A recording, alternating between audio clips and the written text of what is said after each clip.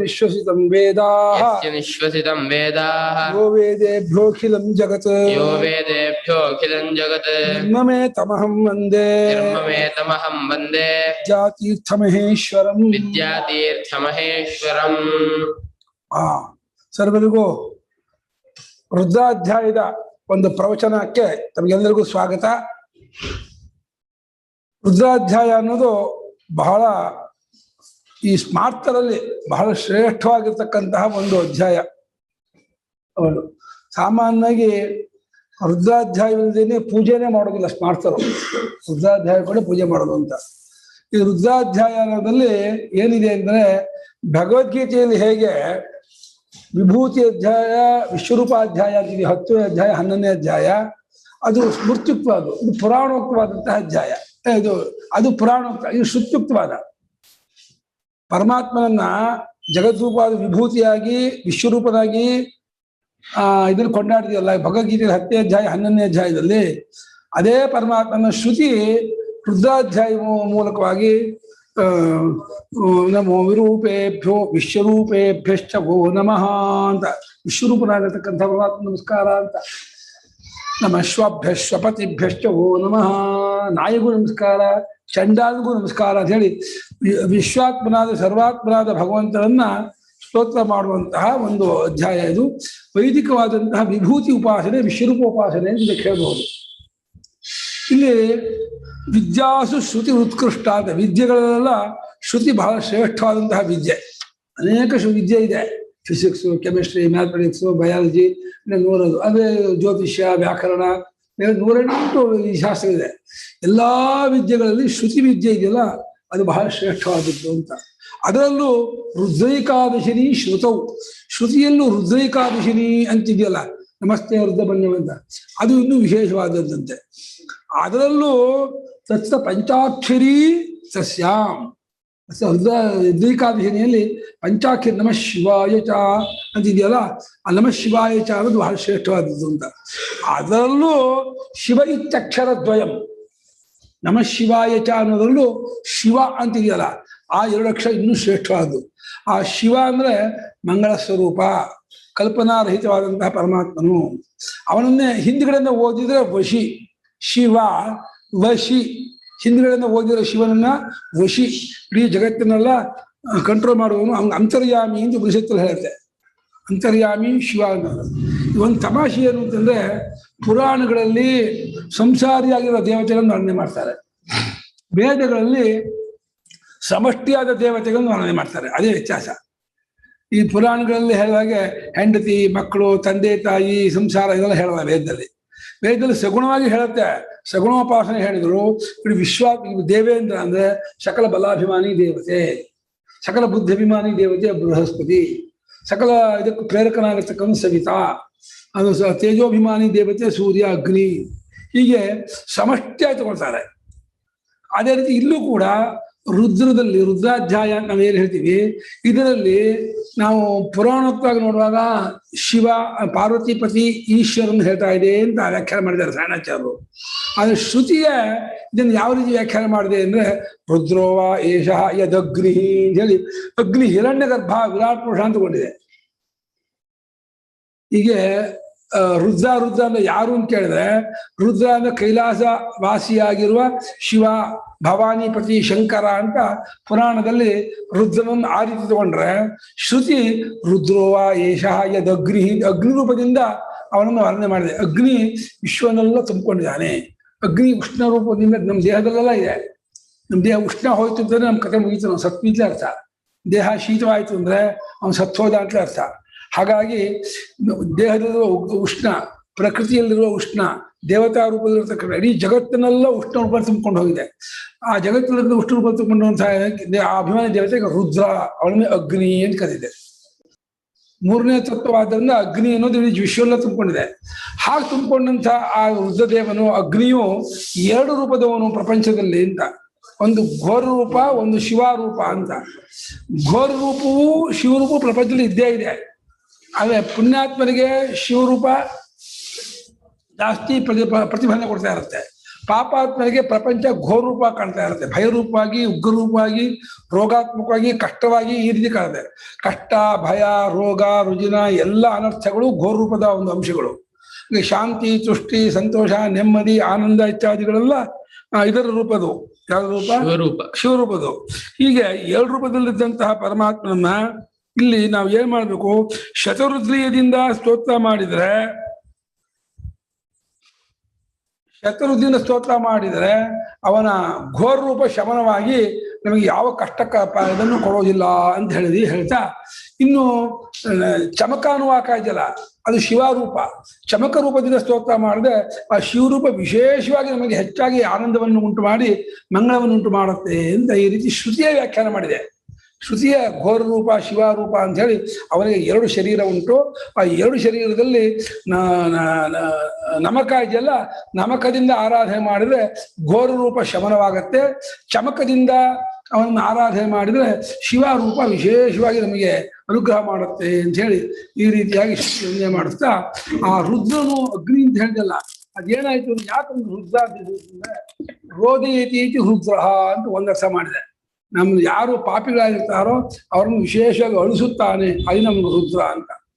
ರೋಧಿತಿ ಇತಿ ರುದ್ರ ಅಂತ ಅರ್ಥ ಮಾಡಿದ್ದಾರೆ. ಶ್ರುತಿ ಏನ್ ಮಾಡಿದೆ ಅಂದ್ರೆ, ಒಂದ್ಸಲ ದೇವತೆಗಳಿಗೂ ಅಸುರರಿಗೂ ಯುದ್ಧ ಆಯ್ತಂತೆ. ಯುದ್ಧ ಆಗ್ಬೇಕು ಅಂತ ಆಯ್ತು. ಯುದ್ಧ ಆಗ್ಬೇಕು ಅಂತ ಆದಾಗ ದೇವತೆಗಳು ಒಂದು ಮೀಟಿಂಗ್ ಮಾಡಿದ್ರು. ಏನ್ ಮೀಟಿಂಗ್ ಮಾಡಿದ್ರು? ಅಕಸ್ಮಾತ್ ನಾವು ಈ ಯುದ್ಧದಲ್ಲಿ ಸೋತು ಹೋಗ್ಬಿಟ್ರೆ ನಮ್ಮ ಸಂಪತ್ತೆಲ್ಲ ಕೊಳ್ಳೆ ಹೊಡ್ಕೊಂಡು ಹೋಗ್ಬಿಡ್ತಾರೆ. ಆದ್ರಿಂದ ನಾವ್ ಏನ್ ಮಾಡ್ಬೇಕು? ನಮ್ಮ ಅಮೂಲ್ಯವಾದ ಸಂಪತ್ತನ್ನ, ಉತ್ತಮವಾದಂತಹ ಸಂಪತ್ತನ್ನೆಲ್ಲ ಒಂದ್ ಕಡೆ ಬಚ್ಚಿಡೋಣ, ಒಬ್ಬನ ಕೈ ಕೊಟ್ಟಿಡೋಣ. ಕಟ್ಕೊಂಡಿಟ್ಟು ಅಕಸ್ಮಾತ್ ನಮ್ ಸೋತ್ರೆ ನಮ್ಮ ಜೀವನಕ್ಕೆ ಬದುಕಿಗೆ ಅದಾಗತ್ತೆ, ಗೆದ್ದೆ ವಾಪಸ್ ತಗೊಂಡ್ರೆ ಆಯ್ತು, ಏನ್ ತೊಂದರೆ ಇಲ್ಲ ಅಂತ ಹೇಳ್ಬಿಟ್ಟು ಅಗ್ನಿಯಲ್ಲಿ ಇಟ್ಬಿಟ್ರು. ಅದನ್ನ ತಮ್ಮ ಇಷ್ಟತಮವಾದ ಬೆಲೆ ಬಾಳುವ ಬಹಳ ಶ್ರೇಷ್ಠವಾದ ಸಂಪತ್ತನ್ನ ಅಗ್ನಿಯಲ್ಲಿ ಇಟ್ರು. ಅಗ್ನಿಯಲ್ಲಿಟ್ಟು ಯುದ್ಧಕ್ಕೆ ಹೋದ್ರು. ಯುದ್ಧದಲ್ಲಿ ದೇವತೆಗಳಿಗೆ ಗೆದ್ದು ಬಿಟ್ರು. ದೇವತೆ ಗೆದ್ಕೊಳ್ಳಿ ಅಗ್ನಿಗೆ ಏನು ಅನ್ನಿಸ್ತು, ಇವಾಗ ಬರ್ತಾರೆ ಬಂದ್ಬಿಟ್ಟು ಇದನ್ನ ತಗೊಂಡು ಹೋಗ್ತಾರೆ ಅಂತ ಹೇಳ್ಬಿಟ್ಟು ಅಗ್ನಿ ಏನ್ ಮಾಡ್ಬಿಟ್ಟ, ಅದನ್ನ ತಗೊಂಡು ಓಡೋಗ್ಬಿಟ್ಟ. ನಾನು ಇಲ್ಲಿ ಇರೋದೇ ಇಲ್ಲ, ತಗೊಂಡು ಓಡೋಗ್ತೀನಿ ಅಂತ. ಇವ್ರು ಬಂದು ನೋಡ್ತಾರೆ, ಪುಣ್ಯಾತ್ಮ ಇಲ್ಲೇ ಇಲ್ಲ, ಓಡೋಗ್ಬಿಟ್ಟಿದ್ದಾನೆ. ಅಟ್ಟಿಸ್ಕೊಂಡು ಹೋದ್ರು, ಬಿಡ್ಲಿಲ್ಲ. ಎಲ್ಲ ಓಡೋಗ್ತೀವ ನೀನು, ಕಳ್ಳ ಮಗನೇ, ಹೊಸ್ಕೊಂಡು ಹೋಗ್ತೀಯ, ನಮ್ದು ಇದನ್ನಲ್ಲ ಅಂದ್ರೆ ಅಟ್ಟಿಸ್ಕೊಂಡು ಹೋದ್ರು. ಓಡ್ದ ಇವ್ರು ಅಟ್ಟಿಸ್ಕೊಂಡು ಹೋದ್ರು. ಹೋಗಿ ಬಲ ಹಿಡಿದ್ಬಿಟ್ಟು ಸಾಹಸ ಅಧಿತ್ಸ ಅಂತ ಬಲಾತ್ಕಾರ ಕತ್ಕೊಂಡ್ರೆ, ಕೊಡಯ ನಿಮ್ಮ ಅಪ್ಪನ ಮನೆಗಲ್ಲ ಏನು ಅಂದ್ಕೊಂಡಿದ್ಯಾ ಅಂತ ಹೇಳ್ಬಿಟ್ಟು ಇಂದ್ರ, ಯಮ, ವರುಣ ಎಲ್ಲ ಹೇಳ್ಬಿಟ್ಟು ಬಲಾತ್ಕಾರಿ ಎಳ್ಕೊಂಬಿಟ್ರು. ಅವನು ಅಯ್ಯೋ ಎಲ್ಲ ಕಸ್ಕೊಂಡ್ಬಿಟ್ರು ಅಂತೇಳಿ ಅಳೇಶು ಮಾಡ್ಬಿಟ್ಟಿದ್ರೆ, ಯದರೋಧಿ ತದ್ರುದ್ರಸ್ಯ ರುದ್ರತ್ವಂ, ಅವನು ಉತ್ತಮನಾದ್ದರಿಂದ ಅವನಿಗೆ ರುದ್ರ ಅಂತ ಹೆಸರು.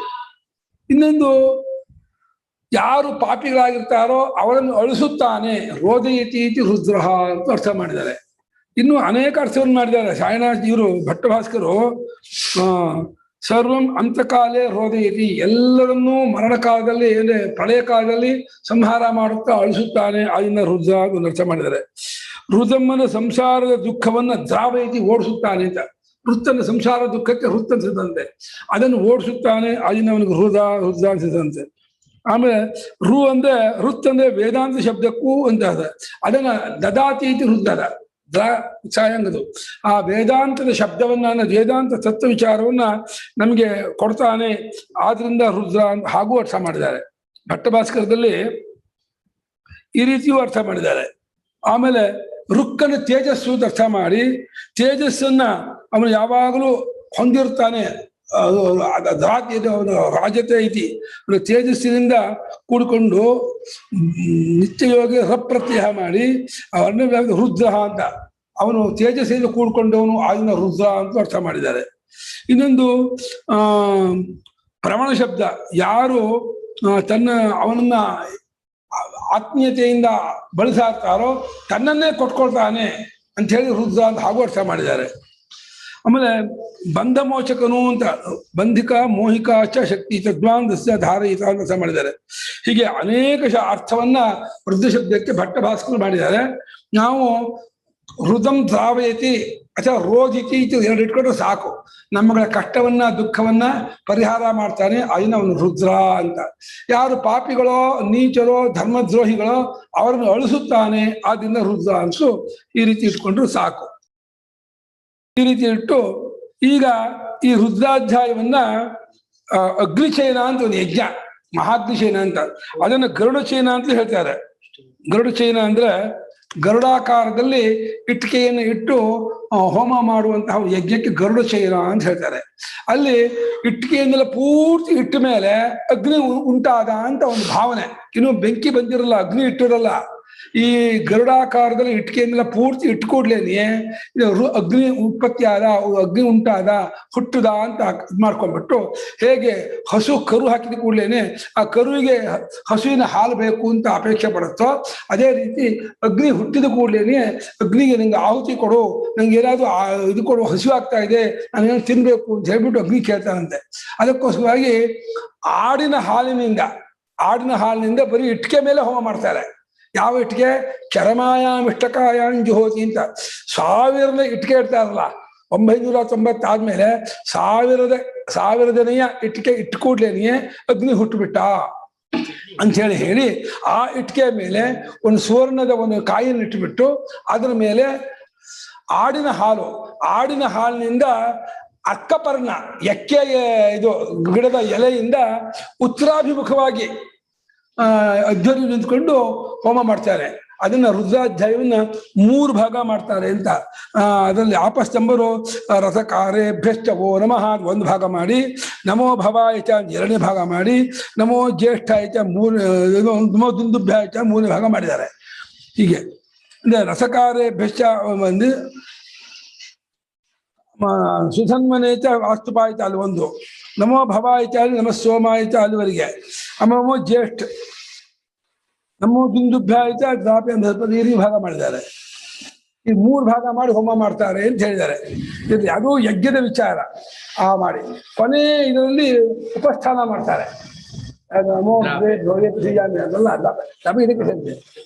ಹೀಗೆ ಮಾಡಿ ಯಜ್ಞದಲ್ಲಿ ಮಾಡ್ತಾರೆ. ಸಾಮಾನ್ಯವಾಗಿ ಯಜ್ಞದಲ್ಲಿ ಪೂರ್ತಿ ವ್ಯಾಪಕನಾದಂತಹ ಸರ್ವದೇವಾತ್ಮಕನಾದಂತಹ ರುದ್ರ, ಆ ರುದ್ರನಿಗೆ ಆದಿತ್ಯಾತ್ಮಕ ರುದ್ರ ಅಂತ ಹೇಳ್ತಾರೆ.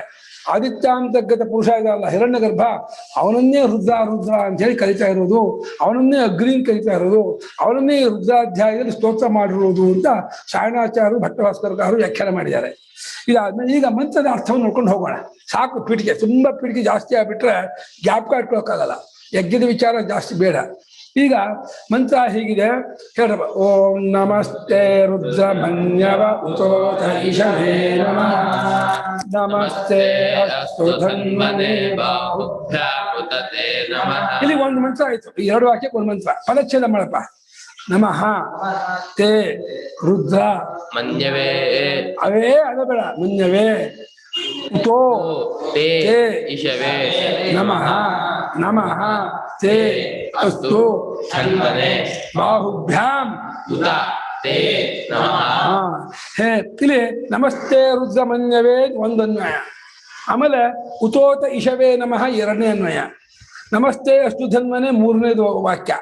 ಬಾಹುಭ್ಯಾಂ ಉತತೆ ನಮಃ 4 ವಾಕ್ಯ ಮಾಡ್ಕೊಳ್ಬೇಕು. ಇದನ್ನ ಅರ್ಥಕ್ಕೆ ಏನರ್ಥ? ರುದ್ರ ಅಂದ್ರೆ ಸಂಬೋಧನೆ. ಹೇ ರುದ್ರನೇ, ತೇ ನಿನ್ನ, ಮನ್ಯವೇ ಕೋಪಕ್ಕೆ, ನಮಃ ನಮಸ್ಕಾರವಿರಲಿ. ನಮಸ್ತೆ ಜಲ, ನಮಃ ತೇ ನಮಸ್ತೆ. ತೇ ಅಂದ್ರೆ ನಿನ್ನ ಅಂತ. ರುದ್ರ ಅಂದ್ರೆ ಸಂಬೋಧನೆ. ನಮ್ಮ ದುಃಖವನ್ನು ಹೋಗಲಾಡಿಸುವನಾದ ಪರಮಾತ್ಮನೇ, ನಿನ್ನ ಕೋಪಕ್ಕೆ ನಮಸ್ಕಾರ. ಯಾಕೆ ಅಂದ್ರೆ ಕೋಪಗೊಂಡವರಾಗಲಿ, ತಂದೆ ಆಗಲಿ ಗುರುಗಳಾಗಲಿ ತುಂಬಾ ಕೋಪಗೊಂಡವರಾದಾಗ ಶಿಷ್ಯ ಇನ್ನೇನು ಮಾಡೋಕ್ಕಾಗಲ್ಲ. ಅವ್ರು ಹೋಗಿ ತಪ್ಪಾಯ್ತು ನಮಸ್ಕಾರ ಮಾಡೋದು ಒಂದೇ ಅದಕ್ಕೆ ಉಪಾಯವೇ ಹೊರತು, ಅದಕ್ಕೆ ಎದುರಾಳಾಗಿದ್ಬಿಟ್ಟು ನಾನು ಕೋಪ ಮಾಡ್ಕೊಳ್ತೀನಿ, ನಾನು ನಿಮಗೆ ಜೋರಾಗಿ ಮಾಡ್ತೀನಿ ಅಂತ ಹೋಗೋದು ಯಾವತ್ತಿಗೂ ಒಳಿತಲ್ಲ. ಅದು ದೇವತಾ ವಿಷಯದಲ್ಲಿ, ರುದ್ರನ ವಿಷಯದಲ್ಲಿ ಅವನು ಕೋಪ ಮಾಡ್ಕೊಂಡಾಗ ಅವನಿಗೆ ಎದುರಾಳಾಗಿ ನಾನು ನಿನಗಿಂತ ಜೋರಾಗಿ ಎದುರಿಸ್ತೀನಿ ಅಂತ ಹೋದ್ರೆ ಏನ್ ಮಾಡ್ಬೇಕಲ್ಲ. ಅವರನ್ನ ಶಮನಗೊಳಿಸೋದು ಯಾವುದರಿಂದ? ನಮಸ್ಕಾರದಿಂದ ಶಮನಗೊಳಿಸ್ಬೋದು. ಆದ್ದರಿಂದ ಪರಮಾತ್ಮ ರುದ್ರದೇವ ತೇ ಮನ್ಯವೇ ನಮಃ, ನಿನ್ನ ಕೋಪಕ್ಕೆ ನಮಸ್ಕಾರವಿರಲಿ. ಉತೋ ಅಂದ್ರೆ ಅಷ್ಟೇ ಅಲ್ಲದೆ ತೇ ಇಶವೇ ನಮಃ, ನಿನ್ನ ಬಾಣಕ್ಕೂ ನಮಸ್ಕಾರ. ನಿನ್ನ ಬಾಣ ದುಷ್ಟರ ಶಿಕ್ಷಣೆಗಾಗಿ ಇದೆಯಲ್ಲ, ದುಷ್ಟರ ಶಿಕ್ಷಣ ಉಪಯೋಗಿಸ್ಕೋ. ದಯವಿಟ್ಟು ನನ್ನ ವಿಷಯಕ್ಕೆ ಆ ಬಾಣವನ್ನು ಪ್ರಯೋಗ ಮಾಡಬೇಡ. ನಿನ್ನ ಬಾಣಕ್ಕೂ ನಮಸ್ಕಾರವಿರಲಿ. ಆಮೇಲೆ ನಮಸ್ತೆ ಅಸ್ತು ಧನ್ವನೆ, ನಿನ್ನ ಧನುಸ್ಸಿಗೆ, ಪಿನಾಕ ಧನುಸ್ಸು ಅವನಿಗೆ ಕನಕ ಸದೃಶವಾದ ಬೆಟ್ಟವನ್ನೇ ಧನುಸ್ಸು ಅಂತಾರೆ, ಹಾಗೂ ಅಂತಾರೆ. ಹೇಳಬೇಡಿ. ಶ್ರುತಿಯಲ್ಲಿ ಇಂದ ಧನುರಿ ತ್ಯಜ್ಯಂ ಅಂತ ಈ ಕಾಮನ ಬಿಲ್ ಇದೆಯಲ್ಲ, ಅದು ಇಂದ್ರನ ಧನಸ್ಸು ರುದ್ರನ ಧನಸ್ಸು ಅಂತ. ರುದ್ರಸ್ಯ ಸುಶೀಲ ಪ್ರತಿಭ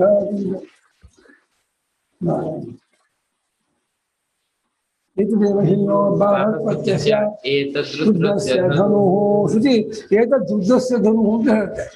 ಕಾಮನ ಬಿಲ್ ಹೇಗೆ ಪಳ ಹೊಳಿತಾ ಇದೆಯೋ ಆ ರೀತಿ ಶಿವನ ಪಿನಾಕ ಧನುಸ್ಸು ಅಷ್ಟು ಜೋರ ಹೊಳಿತಾ ಇರೋದು.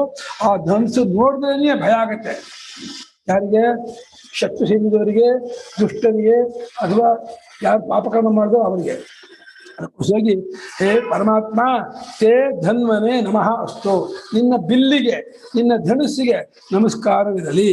ಹಾಗೆ ಉತ ಅಷ್ಟೇ ಅಲ್ಲದೇನೆ ತೇ ಬಾಹುಭ್ಯಾಂ ನಮಃ, ನಿನ್ನ ತೋಳುಗಳಿಗೆ ಪರಾಕ್ರಮಶಾಲಿಯಾದ ತೋಳು ಹೊಂದಿದೆಯಲ್ಲ, ಆ ಪರಾಕ್ರಮಶಾಲಿಯ ತೋಳಿಗೂ ಕೂಡ ನಮಸ್ಕಾರ. ಇದರಿಂದ ಏನ್ ಕೇಳ್ತಾ ಇದ್ದಾನೆ ಅಂದ್ರೆ, ನನ್ನ ವಿಷಯಕ್ಕೆ ನೀನು ಶಾಂತನಾಗಿರು, ಉಗ್ರನಾಗಬೇಡ, ನನಗೆ ಸಮಾಧಾನವಾಗಿರು, ನನಗೆ ಅನುಗ್ರಹಪೂರ್ಣವಾದ ದೃಷ್ಟಿಯಲ್ಲಿ ಇಟ್ಕೋ, ಕರುಣಾಪೂರ್ಣವಾಗಿ ನನ್ನ ಕಡೆ ನೀನು ನೋಡುವನಾಗಬೇಕು, ನನ್ನನ್ನು ಕ್ರೂರ ದೃಷ್ಟಿ ಇಟ್ಕೋಬೇಡ ಅನ್ನೋದನ್ನ ಆ ಅರ್ಥಾದರ್ಥ ತೆಗಿಬೇಕು. ಶಬ್ದಾರ್ಥ ಇಷ್ಟೇ ಏನು? ನಿನ್ನ ಕೋಪಕ್ಕೆ ನಮಸ್ಕಾರ, ನಿನ್ನ ಬಾಣಕ್ಕೆ ನಮಸ್ಕಾರ, ನಿನ್ನ ಧನುಸ್ಸಿಗೆ ನಮಸ್ಕಾರ ಮತ್ತು ನಿನ್ನ ತೋಳಿಗೆ ನಮಸ್ಕಾರ. ಇದು ಮೊದಲನೇ ಮಂತ್ರದ ಅರ್ಥ. ಎಲ್ಲ ಪದವೂ ಅರ್ಥ ಇದೆ. ತೇ ಅಂದ್ರೆ ನಿನ್ನ ಅಂತ ಅರ್ಥ. 3 ಜಾಗದಲ್ಲೂ ತೇ ಬರೆ. ನಮಸ್ತೆ ತೇ ಇದೆ, ಉತೋ ತೇ ಅಲ್ಲೂ ತೇ ಇದೆ, ನಮಸ್ತೆ ಅಷ್ಟು ಅಲ್ಲೂ ಇದೆ, ಬಾಹುಭ್ಯಾಂ ಉತ ತೇ ಅಲ್ಲೂ ತೇ ಇದೆ. ಎಲ್ಲ 4 ತೇಗೂ ನಿನ್ನ ಅಂತ ಅರ್ಥ. ನಿನ್ನ ಕೋಪಕ್ಕೆ, ನಿನ್ನ ಬಾಣಕ್ಕೆ, ನಿನ್ನ ಧನುಸ್ಸಿಗೆ, ನಿನ್ನ ತೋಳಿಗೆ ನಮಸ್ಕಾರ. ಎರಡನೇ ಮಂತ್ರ ಯಾತ ಇಶು ಶಿವತಮಾ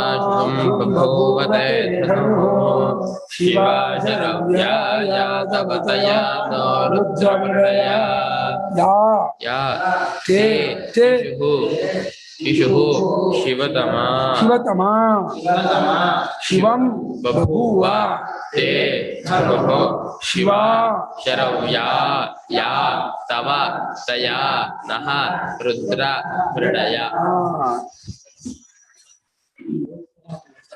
ತೇ ನಿನ್ನ ಯಾ ಶಿವತಮ ಇಶು, ನಿನ್ನ ಒಂದು ಮಂಗಳತಮವಾದ ಅತ್ಯಂತ ಮಂಗಳವನ್ನುಂಟು ಮಾಡುವಂತಹ ಬಾಣಗಳನ್ನು ಇಟ್ಕೊಂಡಿದೆಯಲ್ಲ, ನೀನೇ ಮಂಗಳಮೂರ್ತಿ. ನೀನು ಮಂಗಳಮೂರ್ತಿ ಆದ್ಮೇಲೆ ನಿನ್ನ ಹತ್ರ ಇರೋದೆಲ್ಲ ಮಂಗಳ ಸ್ವರೂಪವೇ. ನಿನ್ನ ಬಿಲ್ ಇರ್ಬೋದು, ಬಾಣ ಇರ್ಬೋದು, ಖಡ್ಗ ಇರ್ಬೋದು, ಭಕ್ತರಿಗೆ ಎಲ್ಲವೂ ಮಂಗಳ ರೂಪವೇ. ಅದು ದುಷ್ಟರಿಗೆ ಭಯಂಕರ ರೂಪ. ಹಾಗಾಗಿ ಹೇ ರುದ್ರ ಅಂತ ಅಧ್ಯಯನ ಮಾಡ್ಕೋಬೇಕು. ಎಲೆ ರುದ್ರನೇ ಯಾನ ಯಾವ ತೇನ ನಿತ್ಯ ನಿನ್ನ ಇಶುಹುನ ಬಾಣವು ಶಿವತಮ ಅಂದ್ರೆ ಹಸ್ತಾಲಂಕಾರವಾಗದೆ ಭಕ್ತರಿಗೆ ಸುಖವನ್ನುಂಟು ಮಾಡುವುದಾಗಿ ಇದೆಯೋ. ಬಭುವ ಅಂದ್ರೆ ಭವತಿ ಅಂತ ಅರ್ಥ ಇದೆ, ಆಗಿದೆಯೋ ಅಂತ ಅರ್ಥ. ಭೂತಕಾಲ ಇದ್ರೂ ಅದು ವರ್ತಮಾನ ಬದಲಾಯಿಸ್ಕೋಬೇಕು. ಛಂದಸಿ ಕಾಲ ನಿಯಮಾದಂತ. ಶಿವಂ ಬಭುವ ಅಂದ್ರೆ ಮಂಗಳಕರವಾಗಿ ಇದೆಯೋ. ಮತ್ತು ತೇ ಧನು, ನಿನ್ನ ಧನುಸ್ಸು ಕೂಡ ಮಂಗಳಕರವಾಗಿ ಇದೆಯೋ. ಮತ್ತು ಶಿವ ಶರವ್ಯ, ಶರಾಣಾಂ ಹಿತಂ ಶರವ್ಯಂ. ಇದಕ್ಕೆ ವಿಶೇಷ ಮಾಡೋದು ಶಿವ ಅಂದ್ರೆ ಶರವ್ಯ ಮಾಡೋದ್ರಿಂದ ಬತ್ತಳಿಕೆ ಅಂತ. ಶರವ್ಯ ಶರವ್ಯ ಅಂದ್ರೆ ಬತ್ತಳಿಕೆ. ಶರಗಳು ಅಂದ್ರೆ ಶರ ಅಂದ್ರೆ ಬಾಣ, ಬಾಣಗಳು ಇಡಲ್ಪಡುವ ಜಾಗಕ್ಕೆ ಶರವ್ಯ ಶರವ್ಯ ಅಂತಾರೆ. ಶಿವ ಶರವ್ಯ ಬತ್ತಳಿಕೆಯು ಮಂಗಳಕರವಾಗಿ ಇರುವಂಥದ್ದಾಗಿದೆ. ಆಗಲಿ ಯಾ ತವ ಯಾವ ನಿನ್ನದಾಗಿರುವ ಶರವ್ಯ ಬತ್ತಳಿಕೆ ಇದೆಯೋ ಅದು ಶಿವ ಶಿವ ಭವತು ಅಂತ ಮಂಗಳವಾಗಲಿ. ತಯ ಅವುಗಳಿಂದ ನಹ ನಮ್ಮಗಳನ್ನ ಹೇ ರುದ್ರ ಇಲ್ಲಿ ರುದ್ರನೇ ಮೃಡಯ ಕಾಪಾಡು. ಮೃಡ ಸುಖನೇ ಧಾತು, ಸುಖ ಕಾಪಾಡು, ಸಂತೋಷ ಪಡಿಸು ಅಂತ ಅರ್ಥ. ಮುಂದೆಲ್ಲ ಕಳ್ಸ ಇದ್ದಾನೆಯಾ? ಯಾತ ಇಶು ಶಿವತಮ, ನಿನ್ನ ಮಂಗಳತಮವಾದಂತಹ ಬಾಣವೇನುಂಟು ಮತ್ತು ಶಿವಂ ಧನು ಭವತಿ ಮಂಗಳತಮವಾದಂತಹ ಬಿಲ್ಲು ಯಾವುದು ಇರುತ್ತದೆ ಮತ್ತು ಶಿವ ಶರವ್ಯ ಯಾತವ ಮಂಗಳತಮವಾದಂತಹ ಬತ್ತಳಿಕೆ ಯಾವುದಿದೆ ತಯ ಅಂದ್ರೆ ಅವುಗಳಿಂದ, ಅವುದಿಂದ ಬಹುಚರಿ ತಗೋಬೇಕು ತಾಭಿ ಅಂತ, ಅವುಗಳಿಂದ ಹೇ ರುದ್ರನೇ ನಹ ಸುಖಂ ಮೃಡಯ ಸುಖವನ್ನುಂಟು ಮಾಡು, ನಮ್ಮ ಮೇಲೆ ಪ್ರಯೋಗ ಮಾಡಬೇಡ ಅಂತ. ನಿನ್ನ ಬಾಣವನ್ನಾಗಲಿ ಧನುಸ್ಸನ್ನಾಗಲಿ ಬತ್ತಳಿಕೆಯನ್ನಾಗಲಿ ನಮ್ಮ ವಿಷಯಕ್ಕೆ ಇಟ್ಕೋಬೇಡ. ರುದ್ರನು ರುದ್ರೋವೈ ಕ್ರೂರ ಅಂತ ಶ್ರುತಿ ಹೇಳ್ತಾರೆ. ಅವನು ಉಗ್ರನಂತೆ. ಅವನಿಗೆ ಅಧರ್ಮ ಸಹಿಸ್ಕೊಳ್ಳಲ್ಲ, ಅವನು ಅನ್ಯಾಯವನ್ನು ಸಹಿಸ್ಕೊಳ್ಳಲ್ಲ, ಅವನ ಪಾಪಗಳನ್ನು ಸಹಿಸ್ಕೊಳ್ಳಲ್ಲ, ತಕ್ಷಣ ಶಿಕ್ಷೆ ಕೊಟ್ಬಿಡ್ತಾನೆ. ಆದ್ದರಿಂದ ಫಸ್ಟ್ ಅವನ್ನ ಪ್ಲೀಸ್ ಮಾಡ್ಬೇಕು. ಮಹಾರಾಯ ನೀನು ಸಂತುಷ್ಟನಾಗಪ್ಪ, ನೀನು ಕೋಪ ಮಾಡ್ಕೋಬೇಡಪ್ಪ, ನೀನು ನನ್ನ ವಿಷಯಕ್ಕೆ ಅನುಗ್ರಹ ಮಾಡು, ನೀನು ಇದು ಮಾಡ್ಕೋಬೇಡ ಅಂಥೇಳಿ ಮೊದಲು ಆ ಪರಮೇಶ್ವರನನ್ನ ಪ್ರಾರ್ಥನೆ ಮಾಡಿಕೊಂಡು ನಾನು ಮಾಡಿದ ತಪ್ಪನ್ನ ಮನ್ನಿಸು, ಕ್ಷಮಿಸು ಅಂತೇಳಿ ಸರೆಂಡರ್ ಆಗ್ಬಿಡ್ಬೇಕು, ಒಪ್ಪಂಬಿಡ್ಬೇಕು. ಅದೇ ಇಲ್ಲ ನಾನು ತಪ್ಪು ಮಾಡಿಲ್ಲ, ನಾನು ಮಾಡಿದ ತಪ್ಪಲ್ಲ, ಅದು ಹಾಗೇನೆ ಅಂತ ಈ ರೀತಿ ವಾದ ಗೀದ ಮಾಡ್ಕೊಂಡು ಹೋಗ್ಬಾರ್ದು. ಲೌಕಿಕವಾದ ಬೇರೆ ಜನರ ಮುಂದೆ ನಾವು ವಾದ ಮಾಡಿ ದಕ್ಕಿಸ್ಕೊಂಡ್ಬಿಡ್ತೀವಿ. ಆದರೆ ಶಿವನ ಮುಂದೆ, ಪರಮೇಶ್ವರನ ಮುಂದೆ ಯಾವ ವಾದವೂ ಯಾವ ಹಠವೂ ನಡೆಯೋದಿಲ್ಲ. ಹಾಗಾದ್ರಿಂದ ಮುಂಚೆ ಅದಕ್ಕೆ ನೀವು ನಮಸ್ಕಾರ ಮಾಡಿ ನಮ್ಮನ್ನು ಸುಖಮಯವಾಗಿ ಇಡು. ಮೃಡಯ ನೀನು ಮೃಡ ಸುಖನೇ ಧಾತು, ನಮ್ಮನ್ನು ಸುಖಪಡಿಸು, ನಮ್ಮನ್ನು ಸಂತೋಷಪಡಿಸು.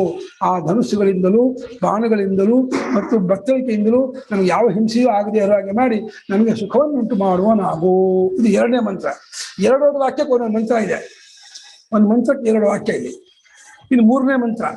ಯಾತೆ ರುದ್ರ ಶಿವ ತನೂರಘೋರ ಪಾಪಕಾಶಿನಿ ತಯಾ ನಸ್ತನು ಭಾಷಂತಮಜಾ ಗಿರಿಶಂತಾಭಿಚಾಕಶೀಹಿ. ವಿಚಾಕಶೀಹಿ ಅದು ವಿಸರ್ಗ ಅಲ್ಲ.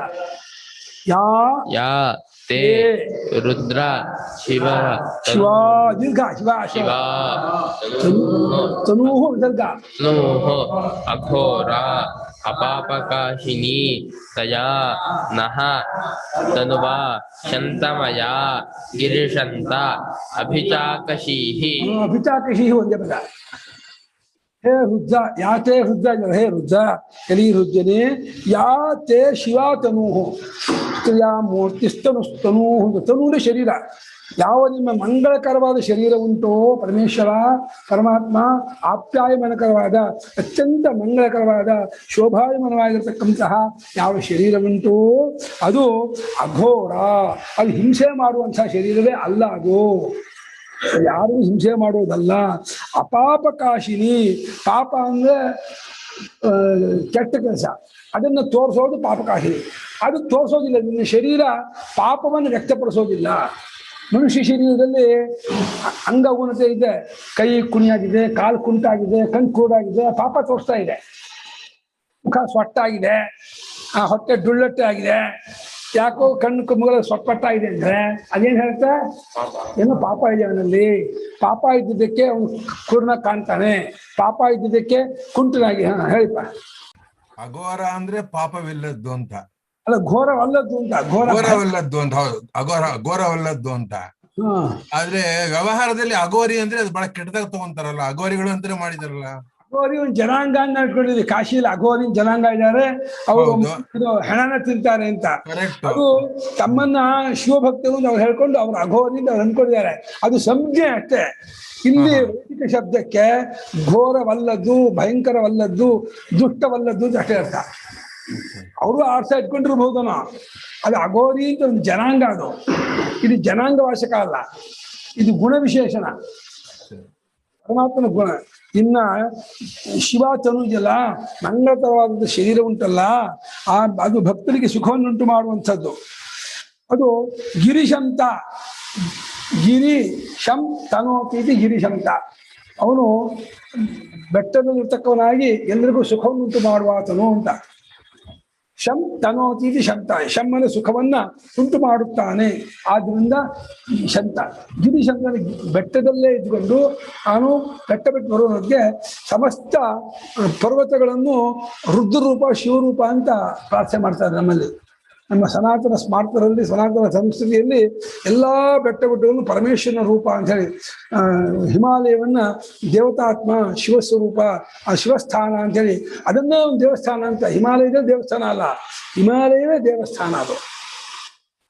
ಹಾಗಾಗಿ ಹೇ ಗಿರಿಶಂತ ಅಂದ್ರೆ ಕೈಲಾಸ ಪರ್ವತದಲ್ಲಿದ್ದು ಜಗತ್ತಿಗೆಲ್ಲದಕ್ಕೂ ಸುಖವನ್ನು ಕೊಡುವಾತನೇ. ಹೇ ರುದ್ರನೇ, ಯಾವ ನಿನ್ನ ಶಿವ ಅಂದ್ರೆ ಮಂಗಳಕರವಾದ ತನೂಹು ಶರೀರ ಉಂಟೋ ಮತ್ತು ಘೋರವಲ್ಲದನ್ನು ಹಿಂಸೆ ಮಾಡದೇ ಇರುವಂಥದ್ದಾಗಿದೆಯೋ ಮತ್ತು ಪಾಪವನ್ನ ಪ್ರಕಟ ಮಾಡುವುದಿಲ್ಲವೋ.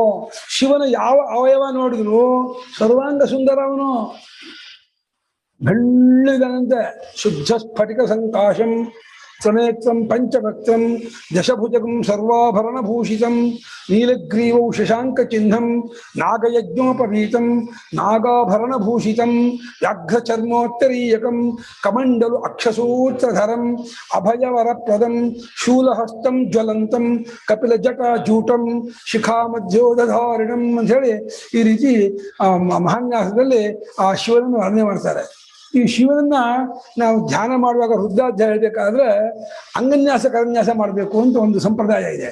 ಆ ಅಂಗನ್ಯಾಸ ಕರನ್ಯಾಸದಲ್ಲಿ ಅಂಗನ್ಯಾಸ ಕರನ್ಯಾಸ ಬೇರೆ, ರುದ್ರಾಧ್ಯಾಯಕ್ಕೆ ಅಂದ್ರೆ ರುದ್ರ ನಮಕಕ್ಕೆ ಅಂಗನ್ಯಾಸ ಕರನ್ಯಾಸ. ನಮಕಕ್ಕೆ ನಮಸ್ತಾರಾಯ ಅಂಗುಷ್ಠಾಭ್ಯಾ ನಮಃ, ನಮಃ ಶಂಭವೇ ಚ ತರ್ಜುನೀಭ್ಯಾ ನಮಃ, ಮಯೋಭವೇ ಚ ಮಧ್ಯಮಾಭ್ಯಾ ನಮಃ, ನಮಃ ಶಂಕರಾಯ ಚ ಅನಾಮಿಕಾಭ್ಯಾ ನಮಃ, ಮಯಸ್ಕರಾಯ ಚ ಕನಿಷ್ಠಿಕಾಭ್ಯಾ ನಮಃ, ಶಿವಾಯ ಚ ಶಿವತರಾಯ ಚ ಕರತಲಕಪೃಷ್ಠಾಭ್ಯಾ ನಮಃ, ನಮಸ್ತಾರಾಯ ಹೃದಯಾಯ ನಮಃ, ನಮಃ ಶಂಭವೇ ಚ ಶಿರಸೇ ಸ್ವಾಹ, ಮಯೋಭವೇ ಚ ಶಿಖಾಯಿ ಊಷಟು, ನಮಃ ಶಂಕರಾಯ ಚ ಕವಚಾಯ ಓಂ, ಮಯಸ್ಕರಾಯ ಚ ನೇತ್ರಸಾಯ ಊಷಟು, ನಮಃ ಶಿವಾಯ ಚ ಶಿವತರಾಯ ಚ ಅಸ್ತಾಯ ಭಟು ಅಂತ ಹೇಳಿ ನಮ್ಮಲ್ಲಿ ಶಿವರೂಪವನ್ನ ಆವಾಹನೆ ಮಾಡ್ಕೋಬೇಕಂತೆ. ಅವರು ನಾ ರುದ್ರೋ ರುದ್ರಮರ್ಚಯೇ, ತಾನು ರುದ್ರನಾಗದೆ ರುದ್ರನ ಪೂಜಿಸಬಾರ್ದಂತೆ. ರುದ್ರನ ಪೂಜಿಸಬೇಕಾದ್ರೆ ತಾನು ರುದ್ರ ಸ್ವರೂಪನಾಗಿ ರುದ್ರನ ಪೂಜಿಸಿದರೆ ರುದ್ರನಿಗೆ ತುಂಬಾ ಸಂತೋಷ ಆಗತ್ತಂತೆ. ಅದಕ್ಕೆ ಸೋಹಂಭಾವೇನ ಪೂಜೆಯೇ, ಪರಮಾತ್ಮ ನೀನೇ ನನ್ನ ಆತ್ಮನಾಗಿದ್ದು ನಾನೇ ನೀನಾಗಿದ್ದು ಏಕಾತ್ಮತೆಯಿಂದ ನಾನು ನಿನ್ನನ್ನು ಆರಾಧನೆ ಮಾಡ್ತಾ ಇದ್ದೀನಿ ಅಂದ್ರೆ ಶಿವನಿಗೆ ತುಂಬಾ ಸಂತೋಷ ಆಗುತ್ತಂತೆ. ಇದು ರುದ್ರಾಧ್ಯಾಯದ ಅಂಗನ್ಯಾಸ ಕರನ್ಯಾಸ. ನಮ್ಮ ಸ್ವಾಮಿಗಳವರು ಅಂಗನ್ಯಾಸ ಕರನ್ಯಾಸ ಉದ್ದೇಶ ಏನು ಅಂತ ಹೇಳ್ತಾರೆ ಅಂದ್ರೆ, ನಮ್ಮ ದೇಹದಲ್ಲೆಲ್ಲ ಎಲ್ಲಾ ಅವಯವದಲ್ಲೂ ಪರಮೇಶ್ವರನ ಅಂಶ ಇದೆ ಅನ್ನೋದನ್ನ ಜ್ಞಾಪಕ ಮಾಡ್ಕೊಡತ್ತೆ. ಅದನ್ನ ಅಂಗನ್ಯಾಸ ಮಾಡ್ಕೊಳ್ಳಿ ಅಂತ. ಅಂಗನ್ಯಾಸ ಮಾಡುವಾಗ ಅಗ್ನಿಹೋತ್ರಾತ್ಮನೆ ವೇದಾತ್ಮ ಇದ್ದಾನೆ ಪರಮಾತ್ಮ. ಅಗ್ನಿಹೋತ್ರಾತ್ಮನೆ ಅಂಗುಷ್ಠಾಭ್ಯಾ ನಮಃ, ದರ್ಶಪೂರ್ಣಮಾಸಾತ್ಮನೆ ತರ್ಜುನೀಭ್ಯಾ ನಮಃ, ಚಾತುರ್ಮಾಸ್ಯಾತ್ಮನೆ ಮಧ್ಯಮಾಭ್ಯಾ ನಮಃ, ಅನಾಂಕಾಭ್ಯಾ ಜ್ಯೋತಿಷ್ಠೋಮಾತ್ಮನೆ ಸರ್ವಕರ್ತಾತ್ಮನೆ ಅಂತ ಈ ರೀತಿ ಯಜ್ಞಮಯನಾಗಿದ್ದಾನೆ ಪರಮೇಶ್ವರ ಅಂತ ಹೇಳಿ ಆ ರೀತಿ ಮಹಾನ್ಯಾಸದ ಅಂಗನ್ಯಾಸ. ಇದು ರುದ್ರಾಧ್ಯಾಯಕ್ಕೆ ನಮಸ್ಕಾರ ನಮಃ ಇದನ್ನು ಮಾಡಿಕೊಂಡ್ರೆ ಇದಕ್ಕೆ ಕೂತ್ಕೊಂಡ್ರೆ ರುದ್ರಾಭಿಷೇಕಕ್ಕಾಗಲಿ ಅದು ಅಭಿಷೇಕ ಅರ್ಚನ ಪೂಜಾ ಮೂರಲ್ಲೂ ಉಪಯೋಗಿಸಕ್ಕೆ ಹೇಳಿದ್ದಾರೆ. ರುದ್ರಾಧ್ಯಾಯವನ್ನ ಪೂರ್ತಿ ಮಂತ್ರದಿಂದ ಹೋಲು ಪೂಜೆ ಮಾಡ್ಬೋದು, ಅಭಿಷೇಕವನ್ನು ಮಾಡ್ಬೋದು, ಆಮೇಲೆ ಹೋಮವನ್ನು ಮಾಡ್ಬೋದು. ಜಪ ಹೋಮ ಅರ್ಚನ ಅಭಿಷೇಕ, ರುದ್ರಮಂತ್ರ ಹೋಮ, ರುದ್ರದಿಂದ ಪೂಜೆ, ರುದ್ರದಿಂದ ಸ್ನಾನ, ಅಭಿಷೇಕ. ಅಲ್ಲಿ ಸ್ನಾನದಲ್ಲಿ ಬರೀ ಶುದ್ಧೋದಕ ಸ್ನಾನ. ಅಭಿಷೇಕ ಅನ್ನೋದ ದಧ್ನ ಪಯಸ ಆಂಬರಸೇ ನೇಕ್ಷುಧೇನ ನಾರಿಕೇರವಾ ಅಂತ ಹೇಳಿ ಜೇನುತುಪ್ಪದಿಂದ ಅಭಿಷೇಕ, ಎಳನೀರಿನಿಂದ ಅಭಿಷೇಕ, ಮೊಸರಿನಿಂದ, ಹಾಲಿನಿಂದ, ತುಪ್ಪದಿಂದ ಹೀಗೆಲ್ಲ ಮಾಡಿದ್ದಾರೆ. ಮುದ್ನ ಸತ್ವಿಷ ದಧ್ನ ಪಯಸ ಆಂಬರಸೇ ನೇಕ್ಷುಧೇನ ನಾರಿಕೇರವಾ ಅಲಾಭೇ ಶುದ್ಧೋದಕೆ ಅಂತೆಲ್ಲ ಹೇಳಿದ್ದಾರೆ. ಯಾಕೆ ಬೇಕಾದ್ರೆ ಅಭಿಷೇಕ ಮಾಡ್ಬೋದು ಪರಮೇಶ್ವರಿಗೆ ಅಂತ. ಹೀಗೆ ಹೇಳಿ ಆ ನಿನ್ನ ಸ್ವರೂಪ ಅಪಾಪಕಾಶಿನಿ, ಪಾಪವನ್ನು ವ್ಯಕ್ತಪಡಿಸದೇ ಇರೋದು. ಕಾಶತೆಯನ್ನು ತೋರಿಸೋದು ಅಂತ. ಪಾಪವನ್ನು ತೋರಿಸೋದು ಪಾಪಕಾಶಿ, ಪಾಪಕಾಶಿ ಅಪಾಪಕಾಶಿ. ನಿನ್ನ ಮುಖ ನಿನ್ನ ಸ್ವರೂಪ ಪಾಪವನ್ನು ವ್ಯಕ್ತಪಡಿಸೋದಿಲ್ಲ, ಅಪಾಪಕಾಶಿ. ಅದನ್ನ ತಯಾ ನಹ, ಆ ತಯಾ ತನ್ವ, ಆ ಶರೀರದಿಂದ ನಹ ನಮಗೆ ತಯಾ ತನ್ವ ಹೇ ಶಂತಮಯ, ಅತ್ಯಂತ ಸುಖವನ್ನುಂಟು ಮಾಡುವ ಮೂರು ವಿಶೇಷಣ. ತಯಾ ಶಂತಮಯ ತನ್ವ, ಅತ್ಯಂತವಾದ ಸುಖವನ್ನುಂಟು ಮಾಡುವ ಆ ಶರೀರದಿಂದ ಹೇ ಗಿರಿಶಂತ ಪರಮೇಶ್ವರನೇ ನಮ್ಮನ್ನ ಅಭಿಚಾಕಶೀಹಿ, ನಮ್ಮನ್ನೇ ದೃಷ್ಟಿಸಿ ನೋಡ್ತಾ ಇರು. ನಮ್ಮ ಮೇಲೆ ನಿರಂತರವಾದ ದೃಷ್ಟಿ ನಿನ್ನದಿರಲಿ. ಹೇಗೆ ತಾಯಿಗೆ ಮಗು ಮೇಲೆ ದೃಷ್ಟಿ ಇರುತ್ತೋ, ಮಗುವಿಗೆ ಪೆಟ್ಟು ಹಾಕೊಂಡ್ಬಿಡುತ್ತೋ, ಮಗು ಏನು ಹಾಕೊಂಡ್ಬಿಡುತ್ತೋ ಅಂತ ಹೇಳಿ ಮಗು ಮೇಲೆ ಪ್ರೇಮ ಇಟ್ಟಿರ್ತದೋ, ಹಾಗೆ ಪರಮೇಶ್ವರ ಮತ್ತೆ ಮತ್ತೆ ನಮ್ಮನ್ನು ನೀನು ಪ್ರಕಾಶ ಮಾಡ್ತಾ ಇರು, ಪ್ರಕಾಶಗೊಳಿಸ್ತಾ ಇರು ಹೇಳ್ಬೋದು. ಕಾಶದೀಪ್ತವು ಮಾಡಿ ನಮ್ಮ ಬುದ್ಧಿಯನ್ನು ಬೆಳಗುತ್ತಾ ಇರು ಅಂತ ಅರ್ಥ ಮಾಡ್ಬೋದು. ಕಾಶತೆಯನ್ನು ಕಾಣುವುದು ನಡೆಸಲಿ ನಮ್ಮ ಕಡೆಗೆ ನೀನು ಗಮನ ಇಟ್ಟು ನಮ್ಮನ್ನು ನೋಡ್ಕೋ, ಕಾಪಾಡುವನಾಗು, ನಮ್ಮನಿಗೆ ಯಾವಾಗ ಮತ್ತೆ ಮತ್ತೆ ಶಾಂತತನವನ್ನು ಪ್ರಕಾಶಪಡಿಸುವಂತ ಅರ್ಥ ಮಾಡ್ಬೋದು.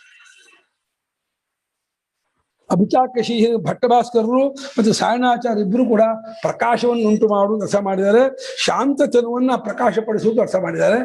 ಆದರೆ ನೋಡುವನಾಗಿರು ನಮ್ಮ ಕಡೆಗೆ ನಮ್ಮನ್ನ ಆ ಶಿವತಮವಾದ ಮಂಗಳತಮವಾದ ಶರೀರ ದೃಷ್ಟಿಯಿಂದ ನಮ್ಮನ್ನು ಗಮನಿಸುವನಾಗು, ನಮ್ಮ ಕಡೆ ದೃಷ್ಟಿ ಇರುವುದು ಅರ್ಥ ಮಾಡ್ಬೋದು. ನಮ್ಮನ್ನು ನೋಡ್ತಾ ಇದ್ರು. ನೀನು ನಮ್ಮನ್ನ ನೋಡ್ತಾ ಇದ್ರೆ ನಮಗಿನ್ಯಾರು ಮುಟ್ಟೋರಿಲ್ಲ, ನಮಗಿನ್ನೂ ಭಯ ಇಲ್ಲ. ನಾನು ಶಿವ ನೋಡ್ಕೋತಾ ಇದ್ದೇನೆ, ನಾನು ಶಿವನ ಮಗ, ನಾನು ಶಿವನ ಅನುಗ್ರಹ ಪಾತ್ರನಾಗಿದ್ದೀನಿ, ಶಿವನ ಒಂದು ಇದಕ್ಕಿದ್ದೀನಿ ಅಂತಂದ್ರೆ ಇನ್ಯಾರು ಮುಟ್ಟೋದಿಲ್ಲ ಅಂತ ಹೇಳಿ ಆ ಶಾಂತಮಯವಾದ ವಿಲಾಸವಾಸಿಯಾದಂಥ ಪರಮಾತ್ಮನೇ ನಿಮಗೆ ಮಂಗತವಾದಂತಹ ದೃಷ್ಟಿ ನಾನು ನೋಡುವಂತ ಅಥವಾ ನಮಗೆ ಜ್ಞಾನವನ್ನು ಪ್ರಕಾಶ ಮಾಡು, ನಮಗೆ ವಿವೇಕವನ್ನು ತಂದುಕೊಡು ಅಂತ ಅರ್ಥ ಮಾಡ್ಬೋದು. ಈಗ 3 ಮಂತ್ರ ಆಯ್ತಾ? 4ನೇ ಮಂತ್ರ.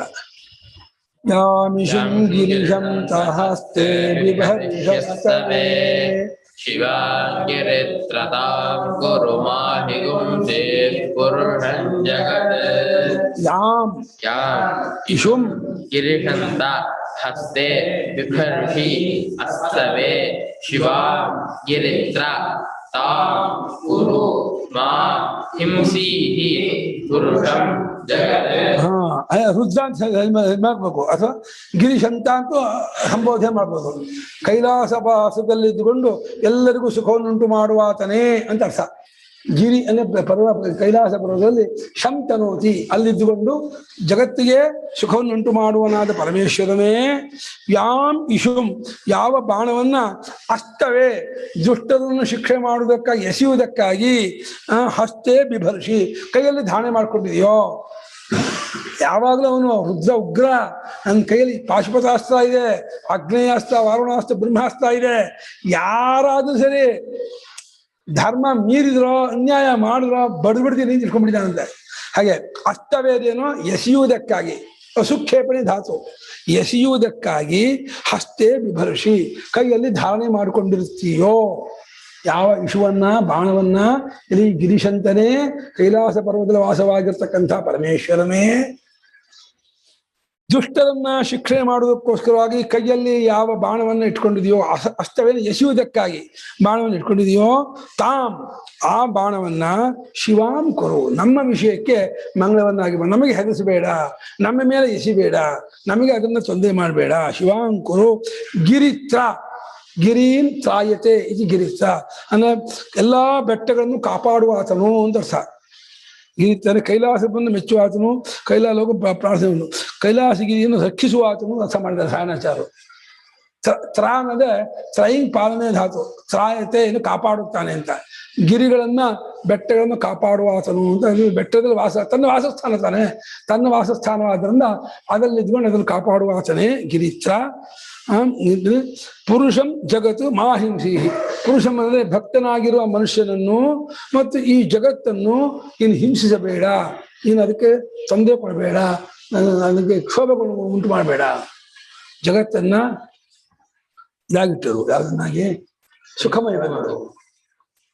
ಪುರುಷನನ್ನು ಕೂಡ ಹಿಂಸೆ ಮಾಡಬೇಡ. ಅಂದ್ರೆ ಮನುಷ್ಯರಿಗೆ ಏನಾಗುತ್ತೆ ಅಂದ್ರೆ ಪಾಪಕರ್ಮ ನಿಮಿತ್ತ ಏನಾದ್ರು ಎದುಗೋತಾನೇ ಇರುತ್ತೆ, ಕಷ್ಟಗಳು ದುಃಖಗಳು.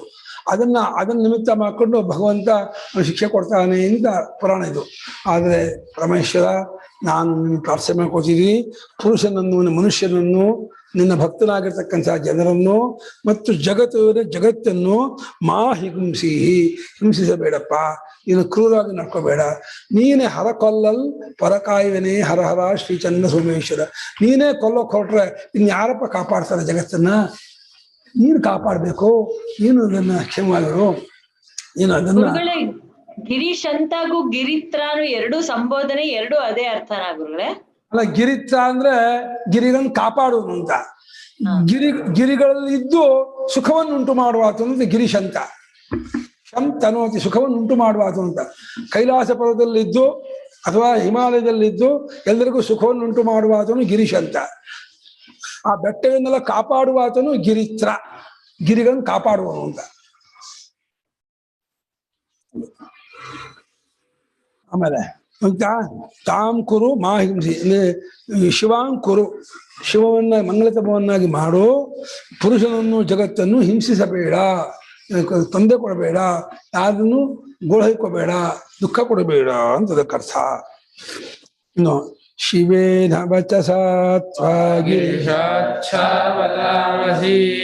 ಯಥಾ ನಃ ಸರ್ವಮಿಜ್ಜಗತ ಯಕ್ಷ್ಮಗೋ ಸುಮತಾ ಅಸತ್. ಶಿವೇನ ತ್ವಾ ಗಿರಿಶಾ अच्छा वदामि यथा नः सर्वं इत् जगत् अयक्ष्मं सुमनाः असत् ಸುಮನಾಹ ಸುಮನ ಇದು ಸೋಮನ ಸ್ವಲ್ಪ ಉಂಟು. ಹಾ ಗಿರೀಶ ಗಿರೌ ಶೇತೆ ಇತಿ ಗಿರೀಶ, ಬೆಟ್ಟದಲ್ಲಿ ಮಲಗಿರುವಾತನು. ಅವನ ವಾಸಸ್ಥಾನ ಆದ್ಮೇಲೆ ಅಲ್ಲೇ ತಾನೆ ಮಲಗೋದವನು, ಕೈಲಾಸದಲ್ಲೇ ಮಲಗ್ತಾನೆ, ಅಲ್ಲೇ ಹೇಳ್ತಾನೆ, ಅಲ್ಲೇ ವ್ಯವಹಾರ ಮಾಡ್ತಾನೆ. ಹಾಗಾಗಿ ಗಿರೌ ಶೇತೆ ಇತಿ ಗಿರೀಶ, ಗಿರಿಯಲ್ಲಿ ಬೆಟ್ಟಗಳಲ್ಲಿ ಮಲಗಿರುವಾತನಾದ ಪರಮೇಶ್ವರನೇ ತ್ವಾ ನಿನ್ನನ್ನ ಶಿವೇನ ವಚಸ ಅಚ್ಛ ವದಾಮಸಿ, ಶಿವೇನ ವಚಸ ಅಂದ್ರೆ ಮಂಗಳಕರವಾದಂತಹ ಮಾತುಗಳಿಂದ ಸ್ತೋತ್ರಗಳಿಂದ ಚೆನ್ನಾಗಿ ನಾವು ಹೇಳುತ್ತೇವೆ. ಅಚ್ಛ ಅಂದ್ರೆ ಸ್ಪಷ್ಟವಾಗಿ ಚೆನ್ನಾಗಿ, ನಾವು ವದಾಮಸಿನ ವದಾಮಹ ಅಂತ ಹೇಳುತ್ತೇವೆ. ವದಾಮಸಿ ಇದು ವದಾಮಹ ಅಂತ ಅರ್ಥ. ನಾವು ಸ್ಪಷ್ಟವಾಗಿ ಅಭಿಮುಖವಾಗಿ ಮಾಡಿಕೊಂಡು ನಿನಗೆ ಸಂತೋಷವಾಗುವ ಹಾಗೇನೆ ಸ್ಪಷ್ಟವಾಗಿ ಚೆನ್ನಾಗಿ ನಾವು ಮಂಗಳಕರವಾದ ಮಾತುಗಳಿಂದ ನಿನ್ನನ್ನು ಕೊಂಡಾಡುತ್ತೇವೆ, ಸ್ತೋತ್ರ ಮಾಡುತ್ತೇವೆ, ನಿನ್ನನ್ನು ಆರಾಧನೆ ಮಾಡುತ್ತೇವೆ. ಶಿವೇನ ವಚಸ, ಯಾವ ಮಾತು ನಿನಗೆ ಅಪ್ಯಾಯಮನಕಾರವಾಗಿದೆಯೋ, ಮಂಗಳಕರವಾಗಿದೆಯೋ, ನಿನಗೆ ಹಿತವಾಗಿದೆಯೋ ಅಂಥ ಮಾತಿನಿಂದ ಇಲ್ಲಿ ಗಿರೀಶನೇ ನಿನ್ನನ್ನು ಅಚ್ಛ ವದಾಮಸಿ, ಚೆನ್ನಾಗಿ ನಿನ್ನನ್ನು ಸ್ತೋತ್ರ ಮಾಡ್ತೀವಿ, ನಿನ್ನನ್ನು ಸ್ಪಷ್ಟವಾಗಿ ನಿನ್ನನ್ನು ಅಭಿಮುಖವಾಗಿ ನಾವು ಕೊಂಡಾಡುತ್ತೇವೆ. ನಾವು ಯಾವ ರೀತಿ ಆದರೆ, ಯಥಾನ ಯಾವ ರೀತಿ ಆದರೆ, ನಹ ನಮಗೆ ಸರ್ವಂ ಇತಿ ಜಗತ್ತು, ಈ ಜಗತ್ತೆಲ್ಲವೂ ಜಗತ್ತಿನ ಸ್ಥಾವರಜಂಗಮಾದ ಜಗತ್ತೆಲ್ಲವೂ ಅಯಕ್ಷ್ಮಂ ಕಾಯಿಲೆ ರಹಿತವಾಗಿ, ಯಕ್ಷ್ಮ ಅಂದ್ರೆ ಕಾಯಿಲೆ, ಕಾಯಿಲೆ ಇಲ್ಲದ್ದಾಗಿಯೂ, ಸುಮನಾಹ ಒಳ್ಳೆ ಮನಸ್ಸುಳ್ಳದ್ದಾಗಿಯೂ, ಅಸತ್ ಅಂದ್ರೆ ಅಭವತು ಆಗುತ್ತದೆಯೋ ಆ ರೀತಿ ಆಗುವುದಕ್ಕಾಗಿ ನಾವು ನಿನ್ನ ಸ್ತೋತ್ರ ಮಾಡ್ತೀವಿ. ಹಾಗೆ ಉತ್ತರಾರ್ಧ ಮುಂಚೆ ತಗೋಬೇಕು. ಯಥಾ ಅಂದ್ರೆ ಹೇಗಾದರೆ, ನಹಾನ ನಮಗೂ, ಸರ್ವಂ ಈ ಜಗತ್ತು ಇಡೀ ಜಗತ್ತೆಲ್ಲಕ್ಕೂ, ಸಾವಯವ ಎಲ್ಲಕ್ಕೂ, ಅಯಕ್ಷ್ಮ ಅಂದ್ರೆ ಕಾಯಿಲೆ ಇಲ್ಲದ್ದಾಗಿಯೂ, ಸುಮನ ಅಂದ್ರೆ ಒಳ್ಳೆ ಮನಸ್ಸು, ಶೋಭನಂ ಮನಃ ಯಶಾಂತೆ ಯಶ ಸಹ ಸುಮನಃ, ಯಾವ ನಮಗೆ ಒಳ್ಳೆ ಮನಸ್ಸಿರಬೇಕು. ನಮ್ಮ ಮನಸ್ಸಲ್ಲಿ ದುಷ್ಟ ಚಿಂತನೆ, ದುಷ್ಟ ಯೋಚನೆ, ಕಷ್ಟ, ಅಯ್ಯೋ ಹೀಗೆ, ಅಯ್ಯೋ ಹಾಗೆ, ಭಯ, ಕಾಮಕ್ರೋಧ ಯಾವುದೂ ಇರಬಾರ್ದು. ಒಳ್ಳೆ ಲವಲವಿಕೆಯಿಂದ ಮನಸ್ಸು, ಶಾಂತವಾದ ಮನಸ್ಸು, ಮತ್ತು ಸ್ಥಾವರ ಜಂಗಮಕ್ಕೆಲ್ಲಕ್ಕೂ ಶಾಂತತೆ ಮತ್ತು ಅಯಕ್ಷ್ಮ ಅಂದ್ರೆ ರೋಗರಹಿತವಾದದ್ದಾಗಿ ಯಾವ ರೀತಿ ಆದರೆ ಅಸತ್ ಆದೀತೋ ಆ ರೀತಿ ಆಗುವುದಕ್ಕಾಗಿ ಶಿವೇನ ವಚಸ ಗಿರೀಶ ತ್ವಾ ಅಚ್ಛಾ ವದಾಮಸಿ, ಮಂಗಳಕರವಾದಂತಹ ಮಾತುಗಳಿಂದ ಗಿರೀಶನೇ ನಾವು ನಿನ್ನನ್ನು ಚೆನ್ನಾಗಿ ನಾವು ಹೇಳ್ತೀವಿ, ಕೊಂಡಾಡ್ತೀವಿ. ವದಾಮಸಿನ ಹೇಳ್ತೀವಿ ಅಂದ್ರೆ ಸ್ತೋತ್ರ ಮಾಡ್ತೀವಿ ಅಂತ, ಬರೀ ಹೇಳೋದು ಅಂದ್ರೆ ಒಂದು ಪದ ಅಲ್ಲ, ನಿನ್ನ ಸ್ತೋತ್ರ ಮಾಡ್ತೀವಿ. ಶಿವೋ ಮಹೇಶ್ವರ ಶಂಭು ಪಿನಾಕಿ ಹೇಗರ ವಾಮದೇವೋ ವಿರೂಪಾಕ್ಷ ಕಪರ್ದಿ ನೀಲರೋಹಿತ ಶಂಕರ ಶೂಲಪಾಣಿಶ್ಚ ಖಟ್ವಾಂಗಿ ವಿಷ್ಣುವಲ್ಲಭ ಶಿವವಿಷ್ಣೋಂಬಿಕಾನಾಥ ಶ್ರೀಕಂಠೋ ಭಕ್ತವತ್ಸಲ ಭವಶರ್ವಸ್ತಿ ಲೋಕೇಶ ಶ್ರೀಗಡ್ಡಶ್ವಾಪ್ರಿಯ ಉಗ್ಗಕಪರ್ದಿ, ಈ ರೀತಿಯಾಗಿ ಸ್ತೋತ್ರ ಮಾಡ್ತೀವಿ. ಪರಮೇಶ್ವರ ಒಳ್ಳೆಯಂತಹ ನಿನ್ನ ಸಹಸ್ರನಾಮದಿಂದಲೂ ಅಷ್ಟೋತ್ತರ ನಾಮದಿಂದಲೂ ನಿನ್ನನ್ನು ನಾವು ಕೊಂಡಾಡ್ತೀವಿ. ನೀವು ನನಗೆ ಯಾವಾಗಲೂ ಒಳ್ಳೆಯ ಮನಸ್ಸಿನನ್ನು ಉಂಟು ಮಾಡು, ಒಳ್ಳೆಯ ಮನಸ್ಸಿನಾಗಿ ನಮ್ಮ ಸಿಕ್ಕಿರು, ಜಗತ್ತಿಗೆ ಕಾಯಿಲೆ ಇಲ್ಲದನ್ನಾಗಿ ಮಾಡಿ. ಕರೋನಾ ಬಂದ್ಬಿಟ್ಟು ಜಗತ್ತೆಲ್ಲ ಇದಾಗಿದೆ. ಆ ಇದರಲ್ಲಿ ಭಟ್ಟಭಾಸ್ಕರ ಭಾಷ್ಯದಲ್ಲಿ ಈ ಜಗತ್ತಿನ ಎಲ್ಲಾ ತರಹದ್ದಾದ ದುಃಖವೂ ಕಷ್ಟವನ್ನು ವೃದ್ಧಪಾರಾಯಣದಿಂದ ಪರಿಹಾರ ಮಾಡ್ಕೋಬಹುದು ಅಂತ. ನಮ್ಮೂರಿಗೆ ಹೋದ ವರ್ಷ ತುಂಬಾ ಜಾಸ್ತಿ ಆಗ್ಬಿಡ್ತು ಕರೋನಾ, ತುಂಬಾ ಜನ, ಒಂದು 7-8 ಜನ ಸತ್ತೋಗ್ಬಿಟ್ರು. ಅವಾಗ ಏನ್ ಮಾಡುದು ಅಂತ ಯೋಚನೆ ಮಾಡಿ 11 ಬಾರಿ ಸುಮಾರಾಗಿ 44 ಜನ ವೃದ್ಧ ಹೇಳ್ಕೊಂಡು ಪ್ರದಕ್ಷಿಣೆ ಮಾಡಿದ, 3 ದಿವಸ ಮಾಡಿದಂತೆ. ಹೋಗೇ ಬಿಡ್ತಂತೆ ಕರೋನಾ, 3-4 ದಿವಸ ಮಾಡಿದಂತೆ. ಕೇಶ ಹೇಳಿದ ಅಷ್ಟೇ. ನಮ್ಮ ಎಲ್ಲರೂ ಇದರಲ್ಲಿ ಕೈ ಮುಗಿದುಕೊಂಡು ಪಾದಕ್ಕೆ ಚಪ್ಪಲಿನೂ ಹಾಕೊಳ್ದೇನೆ ಬೀದಿ ಶುದ್ಧ ಮಾಡ್ಕೊಂಡು ಊರನ್ನ ಪ್ರದಕ್ಷಿಣೆ ಮಾಡ್ಕೊಂಡ್ವಿ. 11 ಬಾರಿ ವೃದ್ಧ ಹೇಳಿದ್ವಿ, 3 ದಿವಸ 4 ದಿವಸ ಹೇಳಿದ್ವಿ. ಎಲ್ಲ ಖಾಲಿ ಹರಿದೋಯ್ತು ನಮ್ಮೂರದ್ದು ಅಂತ ಹೇಳ್ದ. ಆಗತ್ತೆ. ಹಾಗಾಗಿ ಇಡೀ ಜಗತ್ತೆಲ್ಲವೂ ಕಾಯಿಲೆ ಇಲ್ಲದ್ದಾಗಿ ಹೇಗಾದರೆ ಆದೀತೋ, ಯಾವ ರೀತಿ ಒಳ್ಳೆ ಮನಸ್ಸು ಎಲ್ಲರಿಗೂ ಉಂಟಾದೀತೋ ಆ ರೀತಿಯಾಗಿ ಆಗುವುದಕ್ಕಾಗಿ ನಾವು ನಿನ್ನನ್ನು ಒಳ್ಳೆ ಮಂಗಳಕರವಾದಂತಹ ಮಾತಿನಿಂದ ನಾವು ಸ್ತೋತ್ರ ಮಾಡ್ತೀವಿ, ಚೆನ್ನಾಗಿ ನಿನ್ನನ್ನು ಕೊಂಡಾಡ್ತೀವಿ. ಪರಮೇಶ್ವರ, ನಮ್ಮ ವಿಷಯಕ್ಕೆ ಸುಪ್ರೀತನಾಗೂ, ಜಗತ್ತನ್ನ ನಿಷ್ಕಂಟಕವನ್ನಾಗಿ ಮಾಡು, ಕಾಯಿಲೆ ಕಸಾಲೆ ಇಲ್ಲದ್ದಾಗಿ ಮಾಡು, ಒಳ್ಳೆ ಮನಸ್ಸನ್ನು ನಾವು. ಈಗ 5ನೇ ಮಂತ್ರವಾ 6ವಾ? 6. 6. ಅಧ್ಯವೋಚದಧಿವಕ್ತ ಪ್ರಥಮೋ ದೈವ್ಯೋಭಿಷಕ್ ಅಹೀಗಚ್ಚ ಸರ್ವಾನ್ ಜಂಭಯನ್ ಸರ್ವಾಸ್ತಜಾತು ಧಾನ್ಯಃ ಅಧಿ ಅವೋಚದ ಅಧಿವಕ್ತ ಪ್ರಥಮಃ ದೇವ್ಯಃ ಭಿಷಕ್ ಅಹೀನ್ ಚ ಸರ್ವಾನ್ ಜಂಭಯನ್ ಸರ್ವಾಃ ಚ ಯಾತು ಧಾನ್ಯಃ. ಅಧ್ಯವೋಚಿತ ಒಂದೇ ಪದ, ಅಧಿ ಅವೋಚಿತ ಅಲ್ಲ. ಉಪಸರ್ಗ ಕ್ರಿಯಾಯೋಗಿ ಅಂತ ಅವೋಚಿತ ಕ್ರಿಯಾಪದ, ಅಂದ್ರೆ ಅಧ್ಯವೋಚಿತ ಕ್ರಿಯಾಪದ ಒಂದ್ ಪದ. ಅದು ಇದಕ್ಕೆ ಇದರಲ್ಲಿ ಅಧ್ಯಯನದಲ್ಲಿ ಅಧೀತಿ ಅವೋಚಿತ ಪರಿಚ್ಛೇದ, ಅರ್ಥಕ್ಕೆ ಅಧ್ಯವೋಚಿತ ತಗೋಬೇಕು. ಪರಿಚ್ಛೇದ ಅಧೀತಿ ಅವೋಚಿತ ಮಾಡಬಹುದು. ಹೌದು. ಅಧಿವಕ್ತ ಅಂದ್ರೆ ಅವನು ಹೇಳೋದಕ್ಕೆ ಇದು ಅಥಾರಿಟಿ ಅಂತ, ಅಥಾರಿಟಿಯನ್ನಾಗಿ ಮಾಡೋನನ್ನ ಅಧಿವಕ್ತ ಅಂದ್ರೆ ಅವನು ಕರೆಕ್ಟ್ ಪರ್ಸನ್, ಹೇಳೋದಕ್ಕೆ ತಕ್ಕವನಾದಂಥವನಾಗಿ ಮಾಡು. ಪ್ರಥಮಃ ಮೊದಲನೆಯ ದೈವ್ಯ ಭಿಷಕು, ದೇವತೆಗಳಿಗೂ ಚಿಕಿತ್ಸಕನವನು, ವೈದ್ಯನಂತೆ. ಯಾರೋ ಆ ಪರಮೇಶ್ವರ. ಹಾಗಾಗಿ ಭಿಷಕು ಅಹೀನ ಸರ್ವಾನ, ಎಲ್ಲಾ ಹಿಂಸೆ ಮಾಡುವ ಹಾವು ಹುಲಿ ಮುಂತಾದವುಗಳೆಲ್ಲವನ್ನೂ, ಚ ಮತ್ತು ಸರ್ವಾಹ ಎಲ್ಲ, ಯಾತು ಧಾನ್ಯ ರಾಕ್ಷಸರೆಲ್ಲವನ್ನೂ, ಜಂಭೆಯನ್ನು ಅಂದರೆ ನಾಶಪಡಿಸುತ್ತಾ, ಅಧ್ಯವೋಚತು ನಮ್ಮನ್ನು ಅಧಿಕಾರವನ್ನಾಗಿ ಮಾಡಲಿ. ಯಾರು ರುದ್ರಾಧ್ಯಾಯ ಪಾಲನ ಮಾಡ್ತಾನೋ ಅವನು ಹೇಳೋಕೆ ಅಧಿಕಾರಿಯಂತೆ, ತಕ್ಕವನಂತೆ. ಅವನು ಹೇಳಿದ್ರೆ ಅವನಿಗೆ ಬೆಲೆ ಇದೆ, ಆ ಮಾತಿಗೆ ಅರ್ಥ ಇದೆ ಅಂತ. ಅವನು ಹೇಳೋಕೆ ಅದು ಯೋಗ್ಯನು ಅಂತ. ಅಧಿಭಕ್ತ ಅಂದ್ರೆ ಭಕ್ತರನ್ನು ಕುರಿತು ವೃದ್ಧ ಅಧಿಕೃತವಾದ ಮಾತನ್ನು ಹೇಳೋದಕ್ಕೆ ಅವನು ಅರ್ಹನಾದವನು. ಯಾರು ಅಲ್ಲಿ ಅಧಿಭಕ್ತ ಅನ್ನೋದು ಶಿವನಿಗೆ ವಿಶೇಷ ಮಾಡಬೇಕು. ಶಿವನು ನಿಜವಾಗಿ ಎಲ್ಲವನ್ನು ಹೇಳೋದಕ್ಕೂ ಅವನು ಅರ್ಹನು, ಯೋಗ್ಯನು. ಅವನು ಯಾವುದನ್ನು ಮಾತಾಡೋದಕ್ಕೂ ಅವನು ಕರೆಕ್ಟ್ ಪರ್ಸನ್ನು, ಅವನಿಗೆ ಹೇಳೋಕೆ ಅಧಿಕಾರ ಇರೋದು. ಅವನೇ ಸರಿಯಾಗಿ ಹೇಳೋದು. ಬಾಕಿಯವರಿಗೆ ಏನು ಹೇಳೋಕ್ಕೂ ಮಾತಾಡೋಕ್ಕೂ ಅಧಿಕಾರ ಇಲ್ಲ. ಮಾತಾಡೋಕೆ ಅಧಿಕಾರ ಇರೋದು ಶಿವನಿಗೆ ಮಾತ್ರ. ಅಂದ್ರೆ ಅವನೇ ಅಧಿವಕ್ತ, ಅವನೇ ಮಾತಾಡೋದಕ್ಕೆ ತಕ್ಕ ಯೋಗ್ಯನು ಮತ್ತು ಅಧಿಕಾರಿ ಅರ್ಹನಾದವನು. ಮತ್ತು ಪ್ರಥಮೋ ದೈವ್ಯೋಭಿಷಕ, ಮೊಟ್ಟ ಮೊದಲಿನ ವಿಶ್ವಕ್ಕೆ ದೇವತಾರೂಪವಾದಂತಹ ವೈದ್ಯ ಅವನು. ದೈವ್ಯೋಭಿಷಕ ಅಂದ್ರೆ ಮನುಷ್ಯಾಭಿಷಕ ಅಲ್ಲ, ಅವನು ದೈವ್ಯೋಭಿಷಕ. ಅದರಿಂದ ಅವನಿಗೆ ನಮ್ಮಲ್ಲಿ ಏನೇನು ಕಾಯಿಲೆ ಇದ್ರು ಅದು ಅವನಿಗೆ ಗೊತ್ತು. ಅಲ್ಲಿ ದೇವತೆಗಳ ಚಿಕಿತ್ಸಕ ಅಂತ ಅರ್ಥ ಮಾಡ್ಬೋದು, ದೇವತಾರೂಪವಾದ ಚಿಕಿತ್ಸಕ ಅಂತ ಅರ್ಥ ಮಾಡ್ಬೋದು. ದೇವತಾರೂಪನಾದ ವೈದ್ಯ ಅವನು. ಈ ವಿಶ್ವಕ್ಕೆ ಮೊದಲಿಗನಾದ ದೇವತಾರೂಪನಾದಂತಹ ವೈದ್ಯ, ಅಥವಾ ದೇವತೆಗಳಿಗೂ ಅವನೇ ವೈದ್ಯ. ಪ್ರಥಮ ವಿಶ್ವಕ್ಕೆ ಮೊದಲಿಗನಾದ ವೈದ್ಯನು ಅವನೇ. ನಿಜವಾಗಿ ಎಲ್ಲವನ್ನು ಧರ್ಮ ಹೇಳೋದಕ್ಕೆ ಅವನೇ ಅಧಿಕಾರಿ. ಅವನು ವಿಚಾರ ಸತ್ಯ ಎಲ್ಲ ತತ್ವ ವಿಚಾರ ಹೇಳೋದಕ್ಕೆ, ಧರ್ಮ ವಿಚಾರ ಹೇಳೋದಕ್ಕೆ, ಯಾವುದನ್ನು ಹೇಳೋದಕ್ಕೂ ಶಿವನೇ ಮುಖ್ಯ ಅಧಿಕಾರಿ. ಅವನೇ ಅಧಿವಕ್ತ.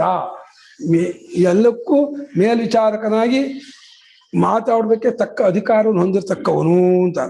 ಹಾಗೆಯೇ ಪ್ರಥಮೋ ದೈವ್ಯೋಭಿಷೇಕ, ವಿಶ್ವಕ್ಕೆ ಪ್ರಥಮ ಮೊದಲನೇದಾಗಿರುವ ದೇವತಾರೂಪವಾಗಿರ್ತಕ್ಕಂಥ ವೈದ್ಯನಾಗಿದ್ದಾನೆ.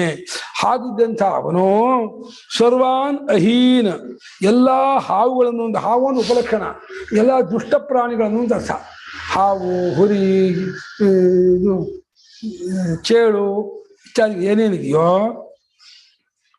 ಅವುಗಳನ್ನು ಜಂಭೆಯಿಂದ ನಾಶಪಡಿಸುತ್ತಾ, ಜಂಭೆಯಿಂದ ನಾಶಪಡಿಸುತ್ತಾ, ಮತ್ತು ಮತ್ತು ಸರ್ವಾನ್ ಯಾತು ಧಾನ್ಯ, ಎಲ್ಲ ರಾಕ್ಷಸರನ್ನು ಕೂಡ ಅವನು ಹಿಂಸೆ ಮಾಡುತ್ತಾ, ಜಂಭೆಯನ್ನು ಹಿಂಸೆ ಮಾಡುತ್ತಾ ನಾಶಪಡಿಸುತ್ತಾ, ಅವನು ನಮಗೆ ಮೇಲ್ವಿಚಾರಕನಾಗಿ ಅವನೇ ನಮಗೆ ಇರಲಿ.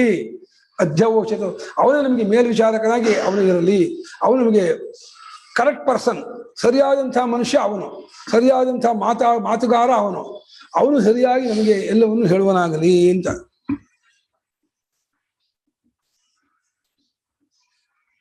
ಅಧ್ಯವೋಚಿತವನಿಗೆ ನನ್ನನ್ನು ಮೇಲಿನವನ್ನಾಗಿ ಮಾಡಲಿ ಅಂತ ಅರ್ಥ ಮಾಡಿದ್ದಾರೆ ಭಟ್ಟಭಾಸ್ಕರದಲ್ಲಿ.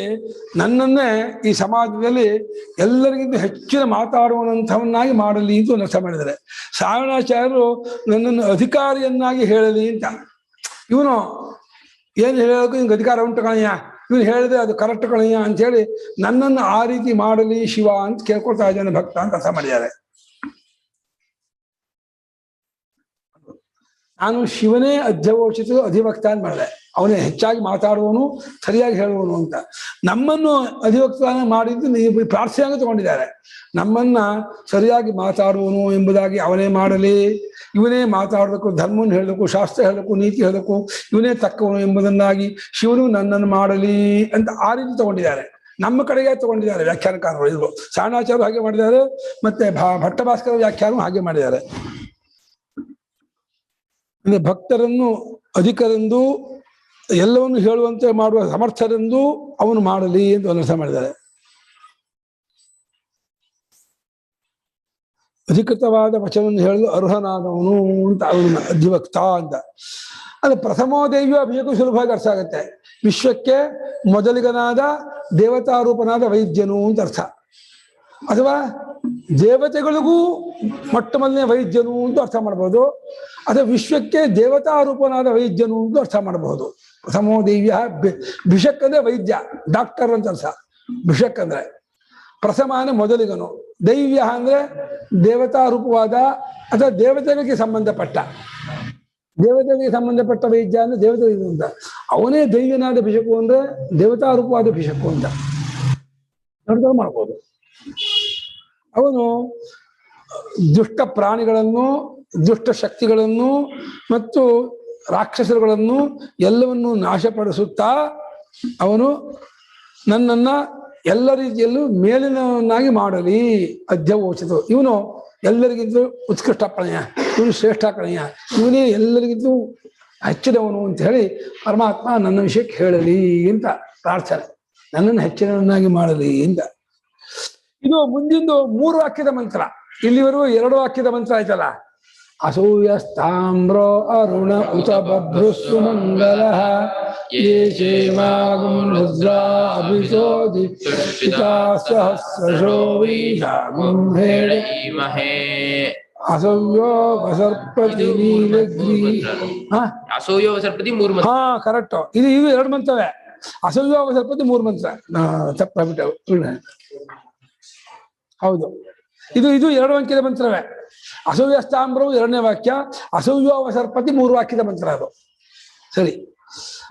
ಅಸೌ ಯಃ ತಾಮ್ರಃ ಅರುಣಃ ಉತ ಬಭ್ರುಃ ಸುಮಂಗಲಃ ಯೇ ಚ ಇಮಾಂ ರುದ್ರಾಃ ಅಭಿತಃ ದಿಕ್ಷೋಷಿತಾಃ ಸಹಸ್ರಶಃ ಅವೈಷಾಂ ಅವ ಏಷಾ ಹೇಳಃ ಈಮಹೇ. ಆದಿತ್ಯಾತ್ಮಕನಾಗಿದ್ದಾನೆ ರುದ್ರ ಅಂತ ಕೊಂಡಾಡಿದ್ದಾರೆ. ಆದಿತ್ಯಾತ್ಮಕನಾದ ರುದ್ರನು ಉದಯ ಕಾಲದಲ್ಲಿ ತಾಮ್ರವಣ್ಣನಲ್ಲಿ ಕೆಂಪಾಗಿರ್ತಕ್ಕವನು ಅಂತ ಅರ್ಥ. ಸ್ವಲ್ಪ ಮೇಲೆ ಬಂದ್ರೆ ಅರುಣನಾಗ್ತಾನೆ. ಅರುಣ ಅಂದ್ರೆ ಗುಲಾಬಿ ಅಂತೆ ಸ್ವಲ್ಪ ಹಳದಿ ಬಿಳುಪು ಮಿಕ್ಸ್ ಆಗಿರ್ತಕ್ಕಂಥ ವರ್ಣ.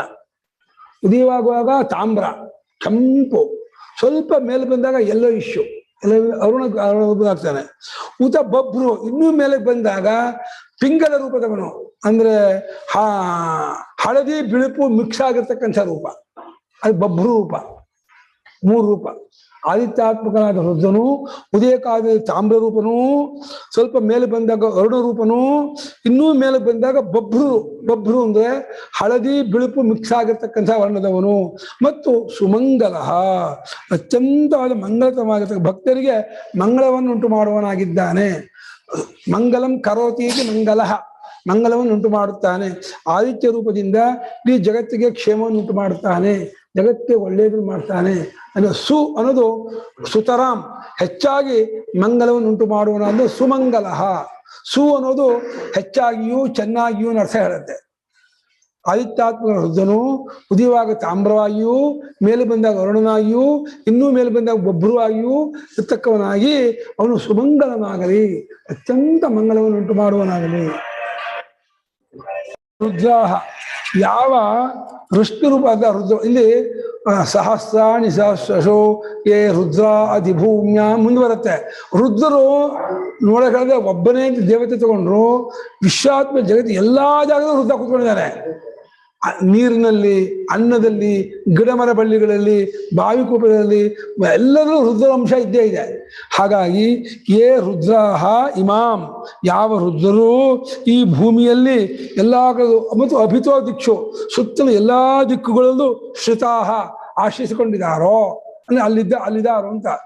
ಯಾವ ರುದ್ರರು ಪಾಪಿಗಳಿಗೆ ದುಃಖವನ್ನು ಕೊಡುವಂತಹ, ಭಕ್ತರ ದುಃಖವನ್ನು ಹೋಗಲಾಡಿಸುವಂತಹ ಆ ರುದ್ರ ದೇವತೆಗಳು, ಅದರಲ್ಲಿ ರಶ್ಮಿಗಳನ್ನೇ ರುದ್ರ ಅಂತ ಹೇಳ್ಬಿಟ್ಟು ಒಂದೊಂದು ಕೋಟಿ ರಶ್ಮಿ ಅಂದ್ರೆ ಕೋಟಿ ರುದ್ರ ಅಂತ ಹೇಳ್ತಾರೆ, ರಶ್ಮಿ ರೂಪದಿಂದ ಇದಾವನು ಅಂತ. ಆದ್ರೆ ಇಲ್ಲಿ ಇಮಾಂ ಭೂಮಿ, ಈ ಭೂಮಿಯನ್ನ ಆ ಯಾವ ರುದ್ರರು ಆಶ್ರಯಿಸಿಕೊಂಡಿದ್ದಾರೋ ಮತ್ತು ಅಭಿತೋ ದಿಕ್ಷು ಶಿತಾಹ, ಸುತ್ತಲೂ ಎಲ್ಲಾ ದಿಕ್ಕುಗಳಲ್ಲೂ ಎಲ್ಲಾ ಕಡೆಯಲ್ಲೂ ಇರತಕ್ಕವರಾಗಿದ್ದಾರೋ ಅವರು ಸಹಸ್ರಶಃ ಅಂದ್ರೆ 1000 ಗಟ್ಟಲೆ ಅಂತ, ಶಹ ಪ್ರತ್ಯಯ ಅನೇಕ ತರಹವಾಗಿ ಅಂತ 1000 ತರಹವಾಗಿ ಇರ್ತಕ್ಕವರಾಗಿದ್ದಾರೋ. ಯೇಷಾಂ, ಈ ರುದ್ರರ ಹೇರಹ ಅಂದ್ರೆ ಕೋಪವನ್ನ ಅವ ಈ ಮಹೆ ನಾವು ಹೋಗಲಾಡಿಸುತ್ತಿದ್ದೇವೆ. ಹೇರ ಅಂದ್ರೆ ಕೋಪ. ರುದ್ರಗಳಿಗೆ ಭೂಮಿ ಮೇಲೂ ದಿಕ್ಕುಗಳಲ್ಲೂ ಮತ್ತು ನೀರುಗಳಲ್ಲೂ ಎಲ್ಲಾ ಕಡೆ ತುಂಬಿಕೊಂಡಿದಾರಲ್ಲ ಈ ರುದ್ರಗಳು. ಈ ರುದ್ರಗಳು ಇದ್ದುಕೊಂಡು ನಮ್ಗೆ ಫುಡ್ ಪಾಯ್ಸನ್ ಅಂತ ಅಂತೀವಲ್ಲ, ಫುಡ್ ಪಾಯ್ಸನ್ನು, ಆಮೇಲೆ ನೀರಿನಿಂದ ಇನ್ಫೆಕ್ಷನ್ ಆಯ್ತು, ನೀರು ಸರಿಯಾಗಿ ಇದ್ದಾಗ ಏನಪ್ಪಾ ನೀರು ಸರಿ ಇಲ್ಲದೆ ಹೋದ್ರು ಆರೋಗ್ಯ ಕೆಟ್ಟ ಹೋಗುತ್ತೆ, ಆಹಾರ ಸರಿ ಇಲ್ಲದೆ ಹೋದ್ರು ಕೆಟ್ಟ ಹೋಗುತ್ತೆ, ಗಾಳಿ ಸರಿ ಇಲ್ಲದೆ ಹೋದ್ರು ಕೆಟ್ಟ ಹೋಗುತ್ತೆ. ಅದೆಲ್ಲ ರುದ್ರಾಂಶ ಅಂತ ಹೇಳ್ತಾರೆ. ಯಾವ ಅಂಶದಿಂದ ನಮಗೆ ಬೇರೆ ತೊಂದರೆಗಳಾಗುತ್ತದೋ ಕಷ್ಟಗಳಾಗುತ್ತೋ ಅದೆಲ್ಲ ರುದ್ರಾಂಶವು ಆ ಅಂಶದಿಂದ ನಮಗೆ ತೊಂದರೆ ಮಾಡ್ತಾ ಇದೆ ಅಂತ. ಹಾಗಾಗಿ ಅನ್ನ, ನೀರು, ಗಾಳಿ, ಬೆಳಕು, ಆಹಾರ ಎಲ್ಲದರಲ್ಲಿಯೂ ರುದ್ರಾಂಶ ಭೂಮಿ ಮೇಲೆ ದಿಕ್ಕುಗಳು ಎಲ್ಲಾ ಕಡೆಯೂ ಕೂತ್ಕೊಂಡಿದೆ. ಕೂತ್ಕೊಂಡಂತ 1000 ಗಟ್ಟ ರೂಪದಿಂದ ಇರ್ತಕ್ಕಂತಹ ಆ ರುದ್ರರೂಪವನ್ನ ಅವನ ಹೇಡಹಾನ ಕೋಪವೇನುಂಟು ಆ ಕೋಪವನ್ನ ನಾವು ಅವ ಈ ಮಹೆ ಅವ ಈ ಮಹೇನೇನು ನಾವು ಹೋಗಲಾಡಿಸುತ್ತೇವೆ, ಪರಿಹಾರ ಮಾಡ್ಕೊಳ್ತೇವೆ. ಪರಮಾತ್ಮ ಇನ್ನು ಯಾವ ಜಾಗದದ್ದು ನಮಗೆ ತೊಂದರೆ ಮಾಡಬೇಡಪ್ಪ, ನಮಗೆ ಸುಖಕರವಾಗಿದ್ದು ನಮಗೆ ಯಾವ ರೀತಿಯಿಂದ ತೊಂದರೆ ಮಾಡದೇ ಇದ್ವನ ಆಗೋ ಅಂತ. ಅಂದ್ರೆ ಈಗ 2 ತೋರ್ಸಂಗೆ ಆಯ್ತು. ಆ ರುದ್ರನ ಸ್ವರೂಪ ಜಗದಾತ್ಮವಾಗಿದೆ, ಎಲ್ಲಾ ದಿಕ್ಕುಗಳಲ್ಲೂ ಇದೆ, ಭೂಮಿ ಮೇಲೆಲ್ಲ ಇದೆ, ಎಲ್ಲಾ ಕಡೆಯಲ್ಲೂ ಇದೆ ಎಲ್ಲ ತೋರಿಸಿದ್ರು. ಎರಡನೇ ಅವ ಈ ಮಹೆ ಅಂತ ತಗೋಬೇಕಾ? ಅವ ಈ ಮಹೆ ಅಂತ ಇದು ಈ ಸ್ವರ. ಅವ ಎಲ್ಲಿದೆ? ಇಲ್ಲಿ ನೋಡಿ, ಸಹಸ್ರಶೋ ವೈಶಾಂ ಅವ ಏಷಾಂ, ಸಹಸ್ರಶಃ ಅವ ಏಷಾಂ. ಏಷಾಂ ಅಂದ್ರೆ ಈ ರುದ್ರರುಗಳ ಮತ್ತು ಅವರ ಅನುಚರರ ಹೇರಹಾನ ಕೋಪವನ್ನ ಅವ ಈ ಮಹೆ ಹೋಗಲಾಡಿಸುತ್ತೇವೆ, ಪರಿಹಾರ ಮಾಡ್ಕೊಳ್ತೀವಿ. ಹೇಡಾನಕ್ಕೆ ತಿರಸ್ಕಾರ ಅಂತೂ ಇದೆ ಇನ್ನೂ ಅರ್ಥ. ಅವ್ರ ತಿರಸ್ಕಾರದಿಂದ ಆಗುವ ಕೋಪವನ್ನು ಕೂಡ ನಾವು ಪರಿಹಾರ ಮಾಡ್ಕೋತೀವಿ ಅಂತ. ಮಮ್ಮೆ ವರ್ಣಶ್ರುತಿಯವ ಮಧ್ಯಾಚ ಮೃಳಯ ಸುರಾಚಕೆ ತತ್ವಾಯ ಬ್ರಹ್ಮಣ ಅಹೇಡಮಾನಃ, ತಿರಸ್ಕಾರ ಮಾಡದೇ ಇದ್ದವನಾಗಿ, ಕೋಪ ಮಾಡಿಕೊಳ್ಳದೆ ಇದ್ದವನಾಗಿ, ವರುಣೇಹ ಬೋಧಿ, ವರುಣನೇ ನಮ್ಮ ಸ್ತೋತ್ರವನ್ನು ಕೇಳುವವನಾಗು ಅಂತ ಅಲ್ಲಿದೆ. ಹೇಡ ಅಂದ್ರೆ ಕೋಪ, ತಿರಸ್ಕಾರ ಇತ್ಯಾದಿಗಳು, ಅವುಗಳನ್ನ ನಾವು ಶಮನಗೊಳಿಸ್ತೀವಿ. ನಿನಗೆ ಕೋಪವನ್ನ ಪರಿಹಾರ ಮಾಡ್ತೀವಿಪ್ಪ, ಕೋಪ ಮಾಡ್ಕೋಬೇಡ, ಶಾಂತನಾಗಿರು. ನೀನು ಎಲ್ಲಾ ಕಡೆಯೂ ಯಾರು ನಮ್ಗೆ ಗೊತ್ತು, ಶಾಸ್ತ್ರ ನಮ್ಗೆ ಹೇಳ್ಕೊಟ್ಟಿದೆ. ನಮಗೆ ಅತ್ಯಂತ ಹಿತೈಷಿಯಾದಂಥ ವೇದ ಆ ರುದ್ರ ಅನ್ನುವಂಥ ಪುರುಷನು, ರುದ್ರಾತ್ಮನು ಜಗತ್ತಿನ ಪ್ರತಿಯೊಂದು ಜಾಗದಲ್ಲೂ ಕೂತ್ಕೊಂಡಿದ್ದಾನೆ ಕಣ್ರೋ. ನೀರಲ್ಲಿದ್ದಾನೆ, ಆಹಾರದಲ್ಲಿದ್ದಾನೆ, ದಿಕ್ಕುಗಳಲ್ಲಿದ್ದಾನೆ, ಗಾಳಿಯಲ್ಲಿದ್ದಾನೆ, ಪ್ರತಿಯೊಂದಲ್ಲಿದ್ದಾನೆ. ಅದರಿಂದ ಅವನು ಸಿಟ್ಟಾಗದೇ ಇರೋಂಗಾಗೋದಕ್ಕಾಗಿ ನೀವು ಅವ ಈ ಮಹೆ, ಅವನ ಸಿಟ್ಟನ್ನು ನಾವು ಹೇಳವನ್ನ ಪರಿಹಾರ ಮಾಡ್ಕೋತೀವಿ. ಆಯ್ತಾ? ಸಾಕ? 8 ಗಂಟೆ ಆಯ್ತಾ? 1 ನಿಮಿಷ ಇದೆ, ನಾಳೆ ಹೇಳೋಣ. ಎಷ್ಟು ಮಂತ್ರ ಆಯ್ತು ಇವಾಗ? 7 ಮಂತ್ರ ಆಯ್ತು. 7 ಮಂತ್ರ ಆಯ್ತು.